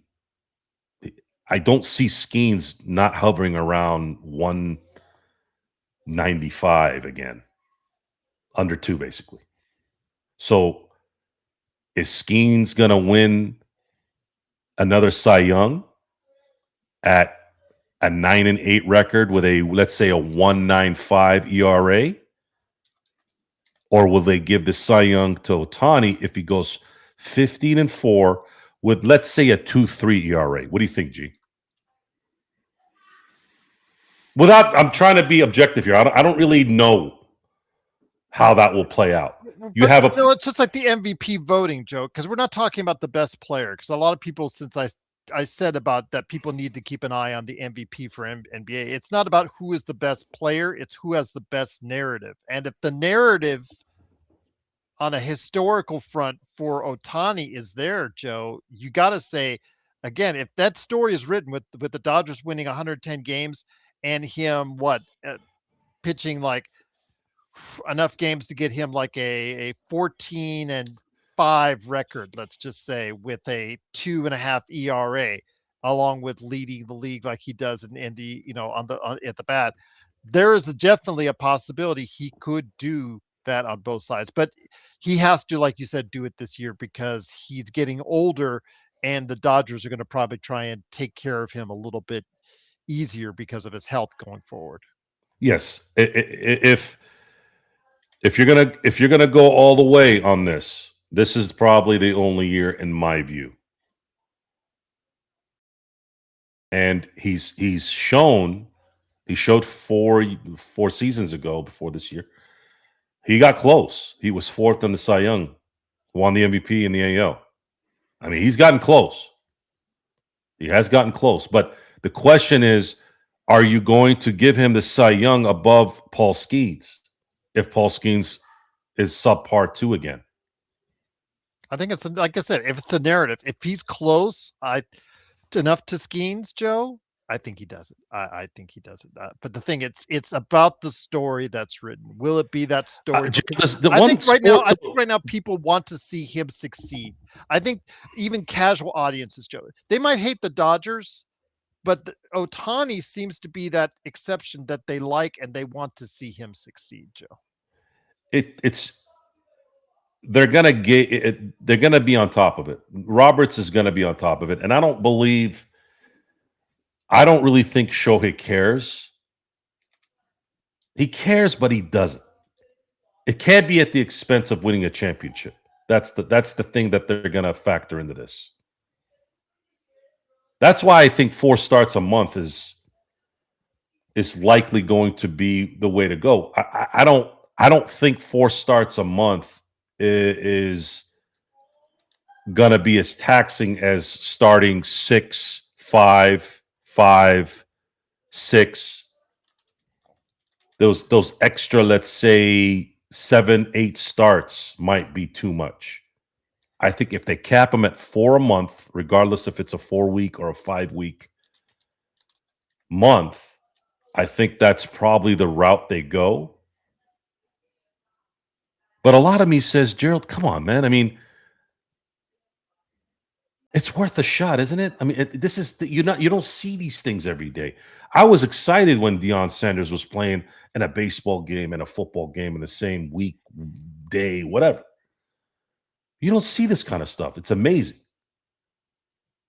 But it won't be, it likely won't be at the expense of a title run, which is why they got Diaz, which is why they got Tucker. The team is going to have to hit like the Toronto Blue Jays hit last year. If they do that it adds even an easier path to that. It's going to be fun to watch. It's going to be fun to watch, and it would be it just would be an amazing. Well, it's likely never going to happen if it did happen. Because there's no one's going to take the MVP. The Major League Baseball does not have MVP fatigue. They don't do that like they do in the NFL and the NBA, which is nice. No matter how much Juan Soto cries, right? It's like, Juan Soto, you can barely catch a ball in right field. You want to seriously, like, you're going to really be all, whatever? Like what? Okay, you're one of the best hitters on the planet. Yes. But you can't throw a 100-mile-an-hour pitch. You can't strike out 10 guys in a clinching game in an NLCS and hit 3 dingers. You can't do that. No one can except Shohei. That's valuable. And when the guy is not even hitting well, he still affects the game. That's called that's value. When you're still doing well, guess what happens? You lose World Series and you don't even make the playoffs the following year. It's just saying, man. MVP's a different beast. So I'm gonna be watching every game, like I've been watching every spring training game, and that's another thing that it's just so nice to see them win games that don't matter because it sets good habits. Every time they got shellacked with a 3-run homer or whatever, they were right back in it the next inning. They were getting 2 runs here, another run. Like, they don't stop. There's got to be a nickname. I was thinking, man, this is like a horror show. They're like Jason Voorhees. They don't go away. They don't die. They don't die. They haven't died for 2 years. How do you create that name? That's why I kept thinking of things like dead and line because that's the line, right? Instead of row of players. Deadline. It's the team of a deadline. It's a deadline. You're dead. A line of death. So going back to the Lakers to put this thing away, I am excited that the same people that are running the Dodgers are going to bring this thing back to the Lakers. So we just have to let it play out a little bit. Once again, it is the Lakers losing 113 to 110 on a last second, per se, 3 by Royce O'Neal. Again, just you put yourself in that position. The Lakers had a double-digit lead in third quarter and just let it slip away once again. But the Lakers, 1 game out of the play-in, will head to Golden State. I promise Mark, who has become a member for 17th month straight, much appreciated. He has asked if we could go ahead and give a preview of the next game. We talked about it a little bit, Joe. And it's really hard to say, Joe, because this is, again, another prime time game for the Lakers coming up at 5:30 p.m. Pacific on Saturday at Golden State, who will not have Curry, most likely, who will not have Butler, of course. This team is, as of course, what my good friend Legend, who follows them, it's just not a good team right now. But that doesn't stop the Lakers, because every time you think they're going to take advantage of something in the past 3 weeks, they haven't. And it's not like the Lakers will have injuries heading into it either. They will be relatively a healthy team with their supposed big 3. Once again, this big 3 has not been a big 3 very much this season. They're 8-6 together. And they're like negative 24. It's not good. No, it's not. They're not good together, guys. They're not. And all respect to my boy Jeff. A lot of us already said that, right? At the beginning of the year. Like, you don't need to be an executive because Jeff always says these guys know more than we do. I get that they know more than us, but we also have eyes and we can observe and understand the game. We sort of knew this wasn't going to work. And it's not. 3 ball handling guys, 2 of them can't play defense. Well, 3 of them can't play real good defense. That's a recipe for disaster against good teams. If you can't stop anybody, that doesn't matter what you score in the end. You can't stop anybody. They lost exactly how they were losing the entire game, with threes, wide open threes. They couldn't guard their own shadow. Their point differential is negative 0.4.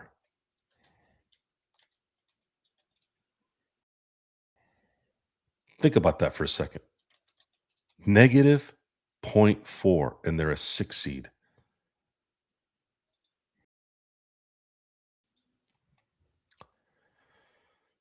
Horrible division record, too, by the way. Yeah. They can't beat anybody in their own division, which is weird. They're under 500. Maybe they'll I don't know, maybe they'll turn on a switch. Somehow they're still leading the division, if that makes sense. But yes, the Phoenix Suns are literally a game behind them in the standings, in all facets of it. So yes. I blame Best League for all these problems too. Not the one who is No. He came in. He came in like a cowboy and left like a jackass. Okay. Like a burro. Again, the guys like that don't. They're like the stupid ref in wrestling. They see this. They see the. They don't see the guy getting hit with a chair, and then they'll count 1, 2, and 3 for the guy that hit him with a chair. But yeah, I blame all the problems on Best League. I mean, if you want me to be, frank. We will find out, but it is the Lakers heading. But I'll be in Arizona not this weekend, next weekend. Power of the people. So you're next weekend, you said, right? Next weekend, I will be in Camelback. Hanging around a good team. It's the Dodgers are not we're talking about an iconic team in the making here. If they three-peat, think about this for a second, G. They will have won 4 championships in 7 seasons. And they will have won 26, 37. Let's say they avoid the wild card this year, which I think they will. So that's what, 12, 13, 26, 37. They will have won 48 playoff games to win 4 championships. 48. So when the Yankees went on their 5-peat in 49 through 54, they won 5 in a row. All they had to do was win 20 games.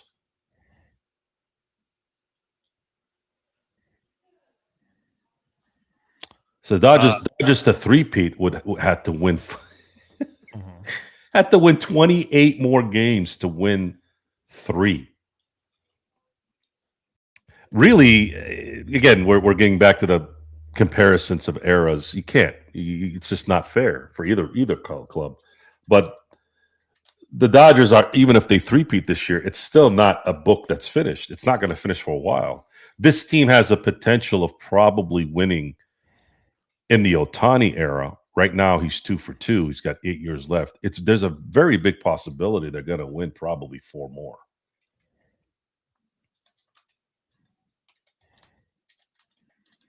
I do remember the first time I went to a Lakers game at the LA Forum. Seats were not the greatest. We were near a post. You know that commercial that you see in the for State Farm, I think, with J.K. Simmons, where the guy is sitting in front of a post. That was almost us for my dad and I.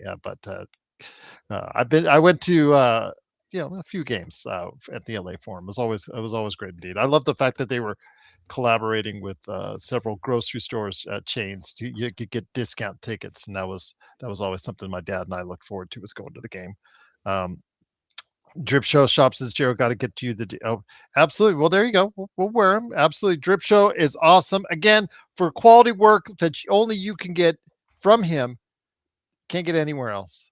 Like this Kobe pillow right here, Kobe and Gigi. You see the canvas arts of Luca and Kobe behind me. If you imagine something, you're thinking about something, and you just really want it on a t-shirt, hat, canvas art poster, or a pillow, go ahead and reach out to at Drip Show Shop on Instagram and Twitter.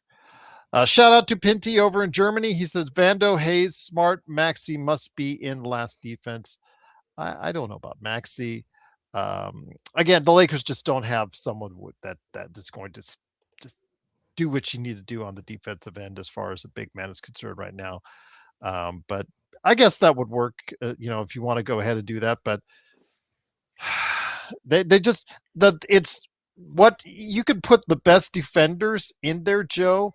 But if they're just not coached well enough to understand, you have to be able to be close enough to recover on the shooters instead of finding yourself 3 players underneath going for the ball for the guy underneath and leaving men wide open. Doesn't matter what kind of defenders you supposedly have. It just shows that you just don't have the kind of coaching necessary to understand to stay at home. Stay at home. Tuesday, Thursday, the Lakers have a player that stays at home. We have a different story on both those days.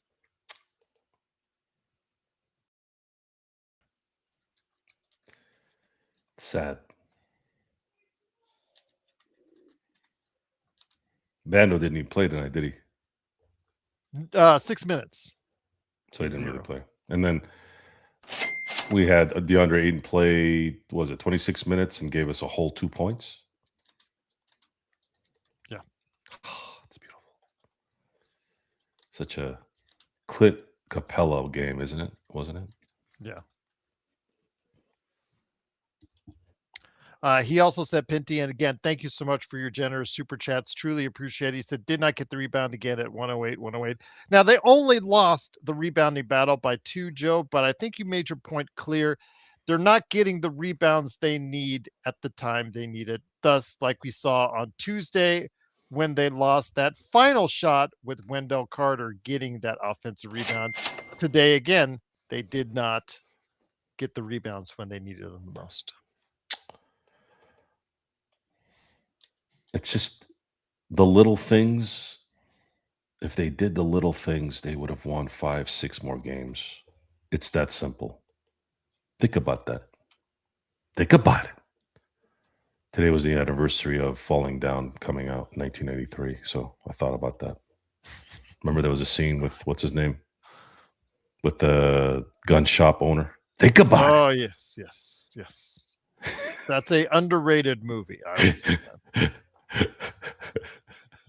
So it's a good movie to watch to know that whatever you feel is going on now isn't new. I think people have prisoners in the moment mentality. There were a lot of people in the 90s. All you see right now is, oh man, I wish I could go back to the 90s. Things were so great. Watch Falling Down. A lot of the problems that were going on in 93 too, guys. It's revisionist history at this point. But yeah, it's a pretty vulgar scene, but funny. Pinty says, bench Ayton, waive Maxi, and get Chris Boucher. I don't know at this point what he can really do because the Chris Boucher that showed some kind of talent in Toronto didn't really get a chance to show it very much in Boston. But again, he probably would be better than Maxi. And at this point, Ayton, you never know what you're going to get. It's just like a box of chocolates. You just never know what you're going to get, Joe, with Ayton at this point. So why not? Why not sign Chris Boucher at this point? It's not going to make much of a difference, but Chris Boucher again could block a couple shots, get in there. You never know. I could hit a 3. So why not? Bring him. Why not? Bring them all. Why not? Bring him. Sign everybody. Yeah. Why not? Again, at this point, Pinty, I'm up for anything. Because we see it isn't working. What's there right now with the Lakers? So again, at this point, you're just looking to ride out the string. I think at this point they're telling you, Joe, in the post game press conferences, they're giving you all the athlete.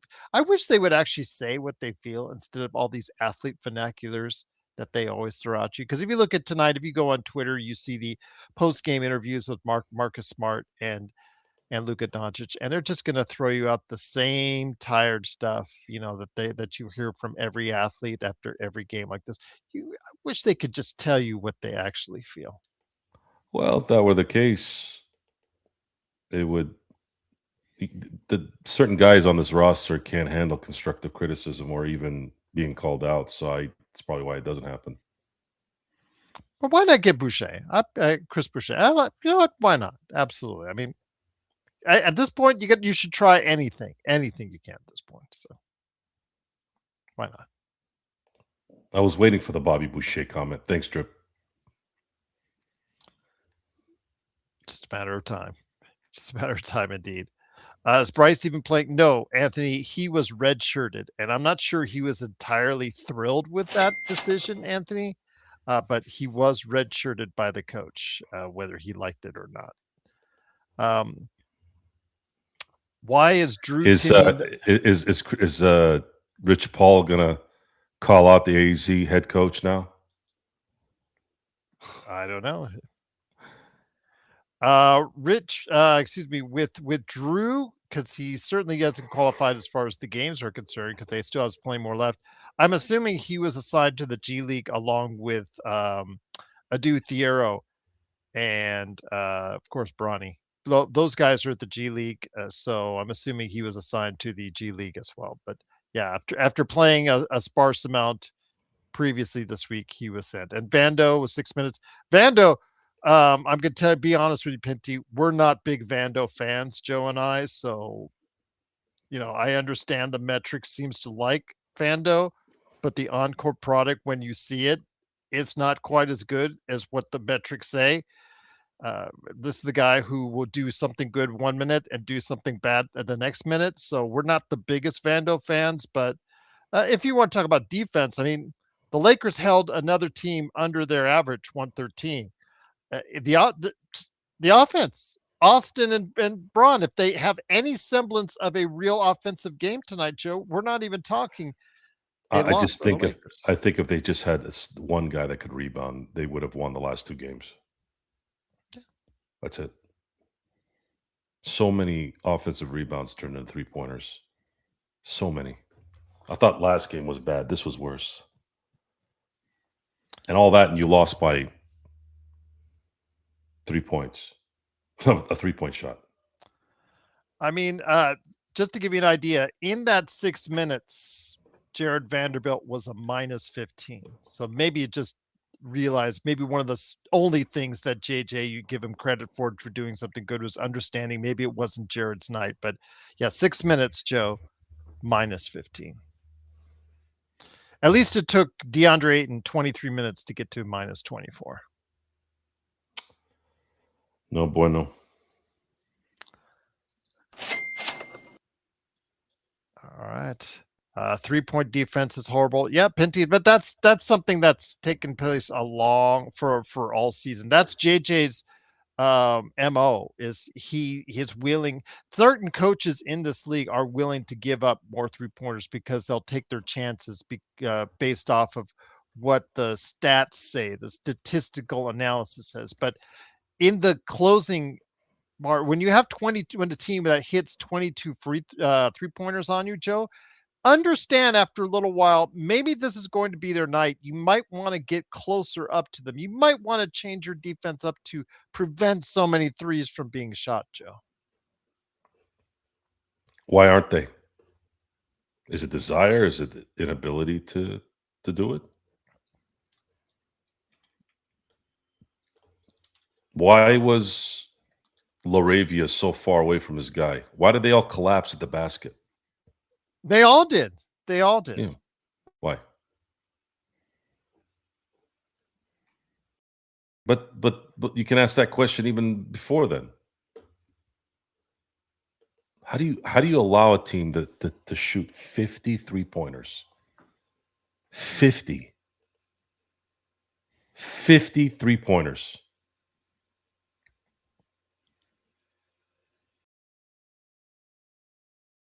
There has to be some negligence there. It can't be just they're moving the ball really well. This team didn't even have arguably their two best players in this game, and they still were able to move the ball.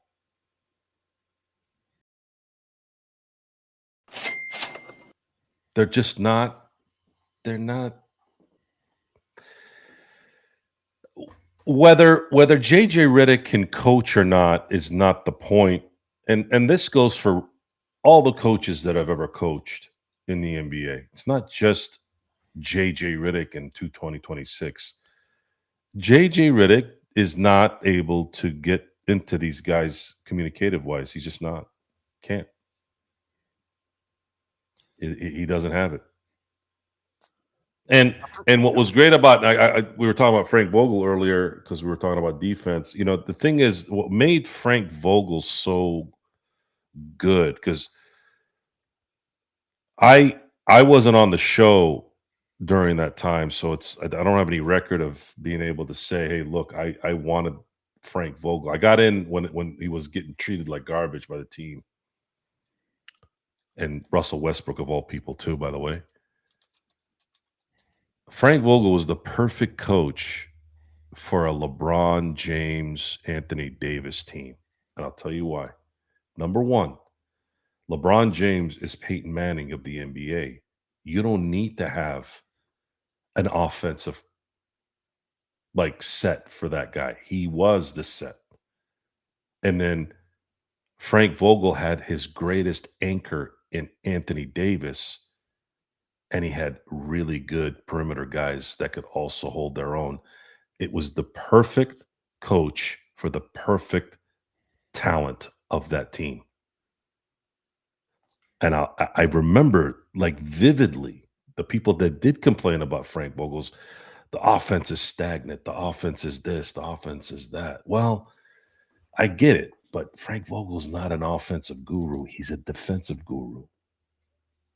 And you have Rondo there, and you had LeBron, and then you had, in my opinion, at that point, the best big man in the game who could score 25 and block every shot coming his way.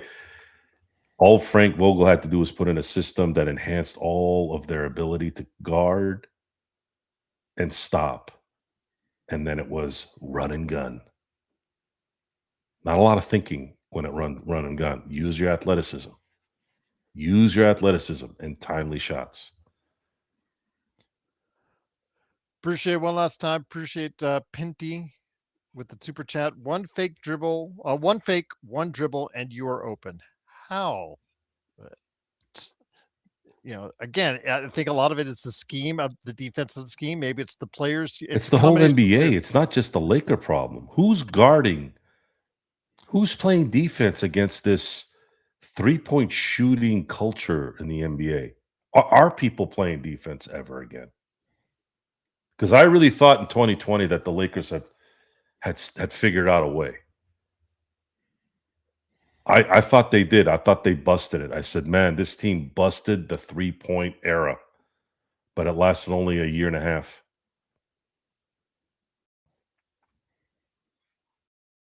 It's definitely a shame, indeed. It reminds me of the Steel. It reminds me of the 49er West Coast offense in the late 80s. They're running rip shot. Right? This rim shot is a rim shot, right? They're running rim shot. Is it rim shot? And it didn't seem like it was that complicated of an offense, Joe. Well, the thing is, when you have an accurate quarterback and everybody knows where to be, it becomes much easier for everybody because no one can catch up to it. The defense couldn't react. Although Dick LeBeau did create the zone defense to combat it, and he got close. He got close. If Lewis Billups doesn't drop that interception in the end zone in Super Bowl 23, Bengals might want to probably Bengals win the Super Bowl. But anyways, then the K gun came in, which was an offense that didn't let you breathe for a couple of years. But then the Giants were able to keep the Buffalo offense off the field virtually the entire time in Super Bowl 25. And even with that, even though the Bills only had the ball for 19 minutes, Scott Norwood just needed to go a little bit left, and they would have won a Super Bowl, and that would have changed history. God knows what would happen after that had they won that game. And maybe they don't go to 4 straight because the motivation played a big part in going to the Super Bowl every year as they lost. But the NBA, I'm gonna be sitting and waiting to see which team constructs the team that stops this 3-point culture. I'm curious to see if that'll ever happen. We'll find out. But again, perimeter defense failed. The Lakers has 22 3-point shots and a last second three by Royce O'Neal put the Suns above the Lakers 113 to 110. They're now within a game of the Lakers in the Pacific Division and overall. So the Lakers are a game out of the play-in as they head to Golden State on Saturday, indeed. But thank you so much again to everyone that for stopping by, even the haters that came on earlier today. I think someone mentioned earlier in the show that said we couldn't go 2.5 hours based on the Lakers losing. Well, it's 2.5 hours. Wasn't there a numbskull a few weeks back that said we only show up when the Lakers win? Might have been. These losers are hard to track. They seem to just come out of the woodwork like roaches. Yeah. They talk tough online though. And if they said that, my problem. I'm hoping my response. They have that going for them. They talk tough, and I go about my day in and day out. I don't ever run into any problems with people mouthing off to me. So it goes to show you that little screen that they hold while they're spanking their monkey with the other hand, that's their defense. They're sitting in the little room that they're in, and they're protected. Thank you, Arcanino. Appreciate you stopping by. Actually, Carino had a question about. I'll mention this real quick. Okay. I don't. There's a lot of restricted free agents in this particular the talent in terms of talent. A lot of restrictive free agents. So we're talking about unrestricted players that would benefit this team, a lot of the free agents are going to be seasoned guys that are not likely going to be let's say a fourth guy on a title team with the Lakers. Eason, Peyton Watson, those are the names that have been commonly mentioned as unrestricted free agents, as possibility that they are. There's just not a lot of. There could be a plug in there that could help, but it's not just off the top of my head. I think obviously LeBron James, Middleton, Porzingis, Anthony Simons, Vucevic is going to be a free agent. Harrison Barnes is going to be a free agent. Yeah, it's one of the weakest classes. It's pretty weak from an unrestricted free agent standpoint. Austin Reeves is the number one, head and shoulders above everyone else. Yeah.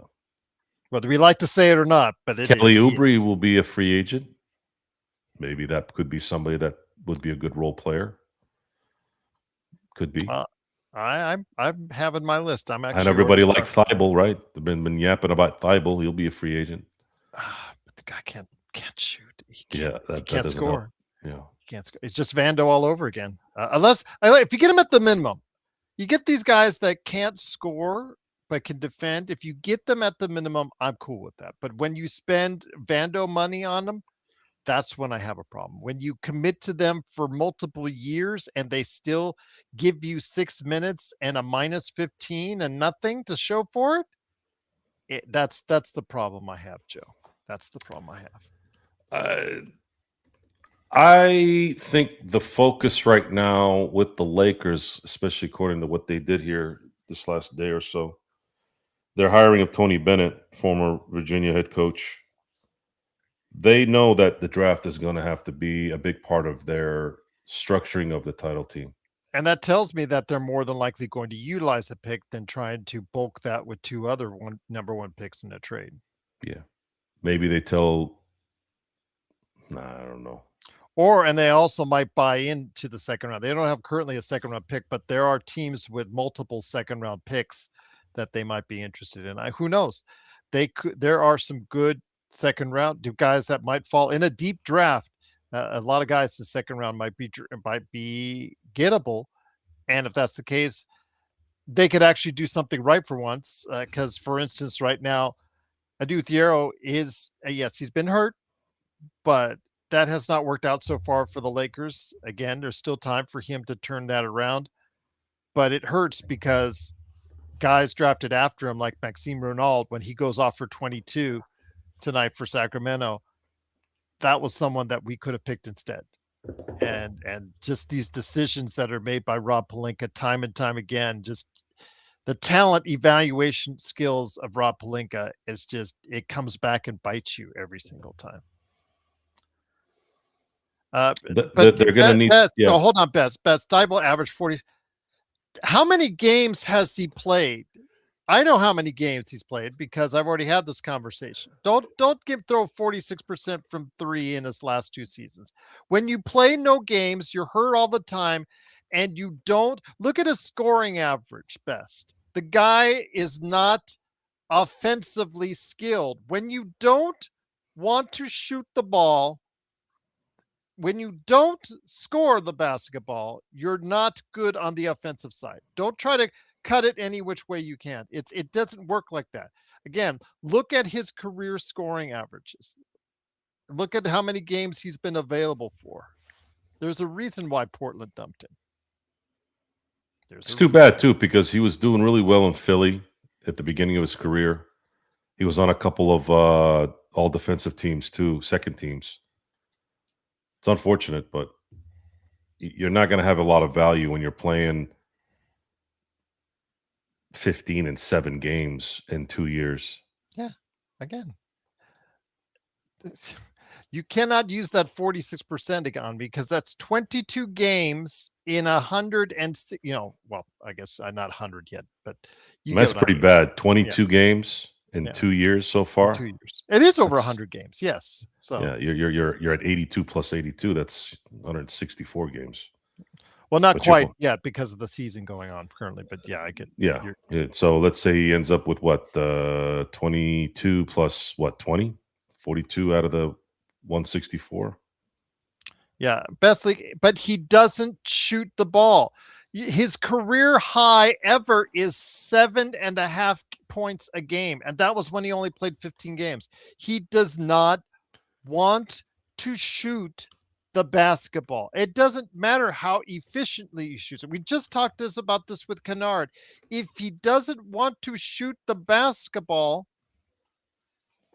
then it doesn't really help you. Even when he was averaging 27 minutes a game, he was only averaging 7 points a game. So Best, you can throw out all those stats you want at me. The real story is told within there. You have to just look and understand. He is just not an offensive player. We are dealing with another Vando if you pick him up. But if you pick him up for the minimum, nothing. If you pick him up for the minimum, I'm cool with that, but no more than the minimum. You guys want to spend like 7, 10, 12, 15 million on these guys, and they're just, why? They don't play in the playoffs. You guys, all you worry about is the regular season. Ask yourself when you pick up a player like that, is he going to get substantive minutes in the playoffs? And when you come back to me and you say, Gerald, you're right, you'll understand. So there you go.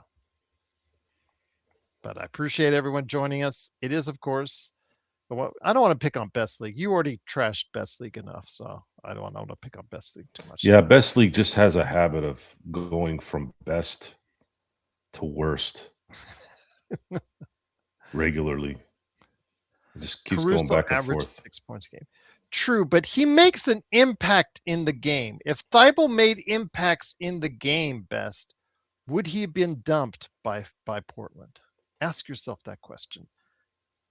When these guys are dumped, when these guys are moved from team to team, ask yourself why.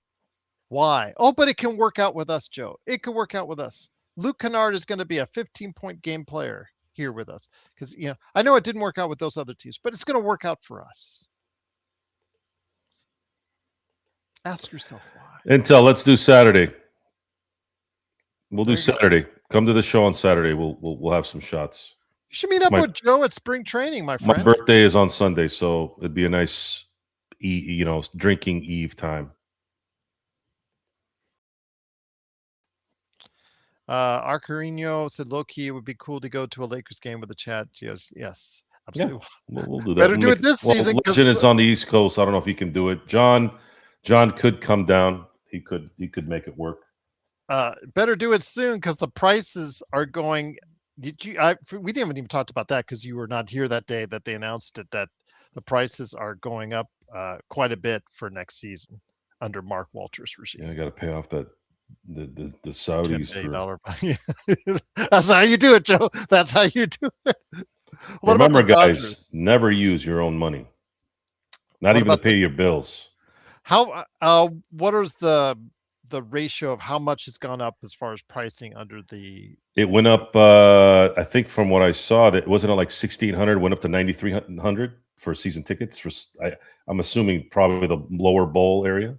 Yeah, but I meant for the Dodgers. How was it? Did it rise that dramatically? I see. Most of my tickets are singular tickets, so I haven't really felt. And I always try to get the best seats anyway, so I don't know if I'm the right person to ask. I'm always spending at least $200 to $250 on tickets, even before Ohtani came, just because I like to sit closer to the field. Those tickets really don't ever change. Once again, it is the Lakers fast but break. The tickets did go up.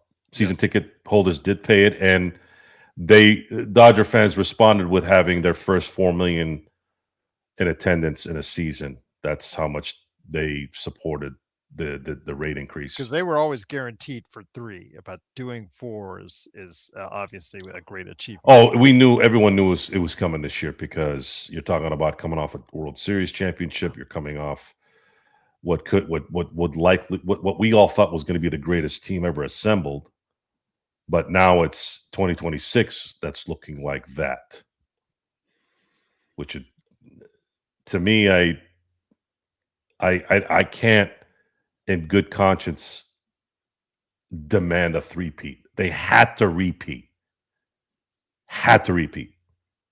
for them to be justified with this kind of talent and all this off-season maneuvering. But as good as they're set up now, which actually they're set up even better than they were last year, it's still baseball at the end of the day. And if they don't three-peat, you can't sit there and go, oh man, you guys really screwed this up. It's three-peats are impossible in any sport. When you read the teams that even Brady couldn't three-peat. And as good as Mahomes was, got close, couldn't three-peat. You got to be named Shaq, Kobe, Jordan in modern times, and Jeter and the Yankees to three-peat. You got to be iconic beyond iconic with the right team and the right timing and all that. It's timing and luck play into those things, man. So, but it'd be amazing, because it would. I mean, it's already pretty much stamped that this is the greatest Dodger era of all time. I wish we would have been able to get at least the 17th championship out of the deal. Would be nice to have kind of that 13-year window be a little bit more stretched out. But if the Dodgers three-peat and win 4 of 7, there's no more, not even a hint of denial of anything in terms of a legit dynasty. Oh yeah, and they're not done. They're not going to be done, guys. These guys, dude. If you've been watching the spring training games, man, I mean, you got some guys that are coming up that are going to really. It's not even fair. It's like drafting. It's like the Celtics and the Lakers in the 80s when they were winning championships, and then they were picking first and second in the same year.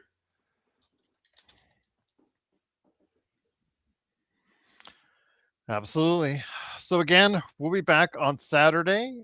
For those that are listening right now, I do have also on the way for you guys upcoming a conversation with Matt John that is already available on video on YouTube.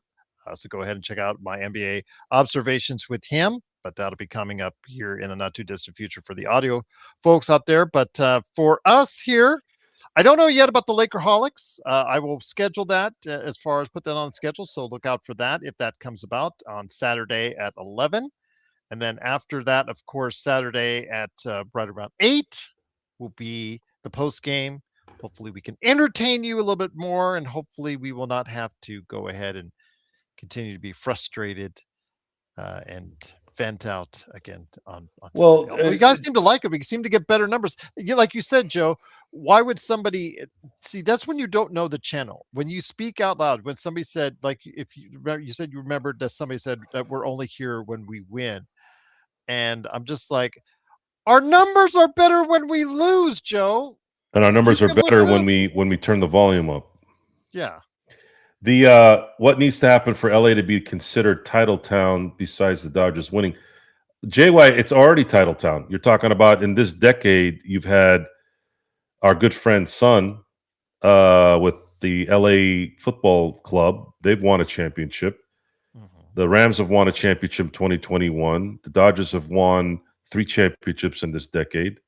The Lakers won a championship in this decade. So you're looking at 1, 2, 3, and then you're looking at 6 championships in the pro sports side of things. Yeah. That's 6 championships between the 4 sports. It's not bad.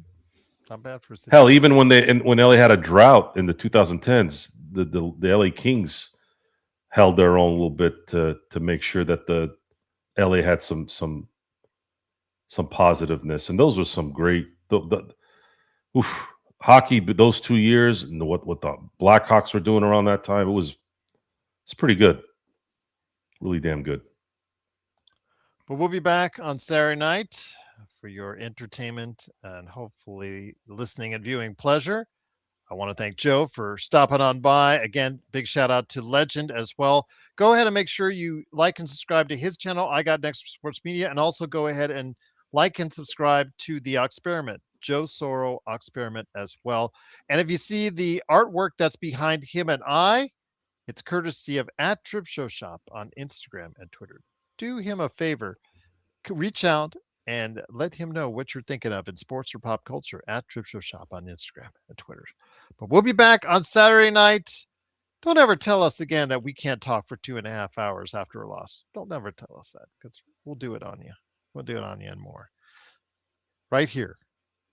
Coming up on Saturday. We might do it again, but we may not. But we'll find out right here Saturday night at the Lakers Fast Break Podcast.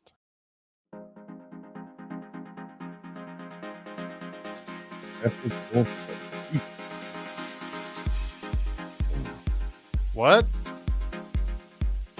So, can the Dodgers and the Panthers three-peat at the same time? That's an interesting. I'm going to look back and see what teams three-peated at the same time in the 4 major leagues.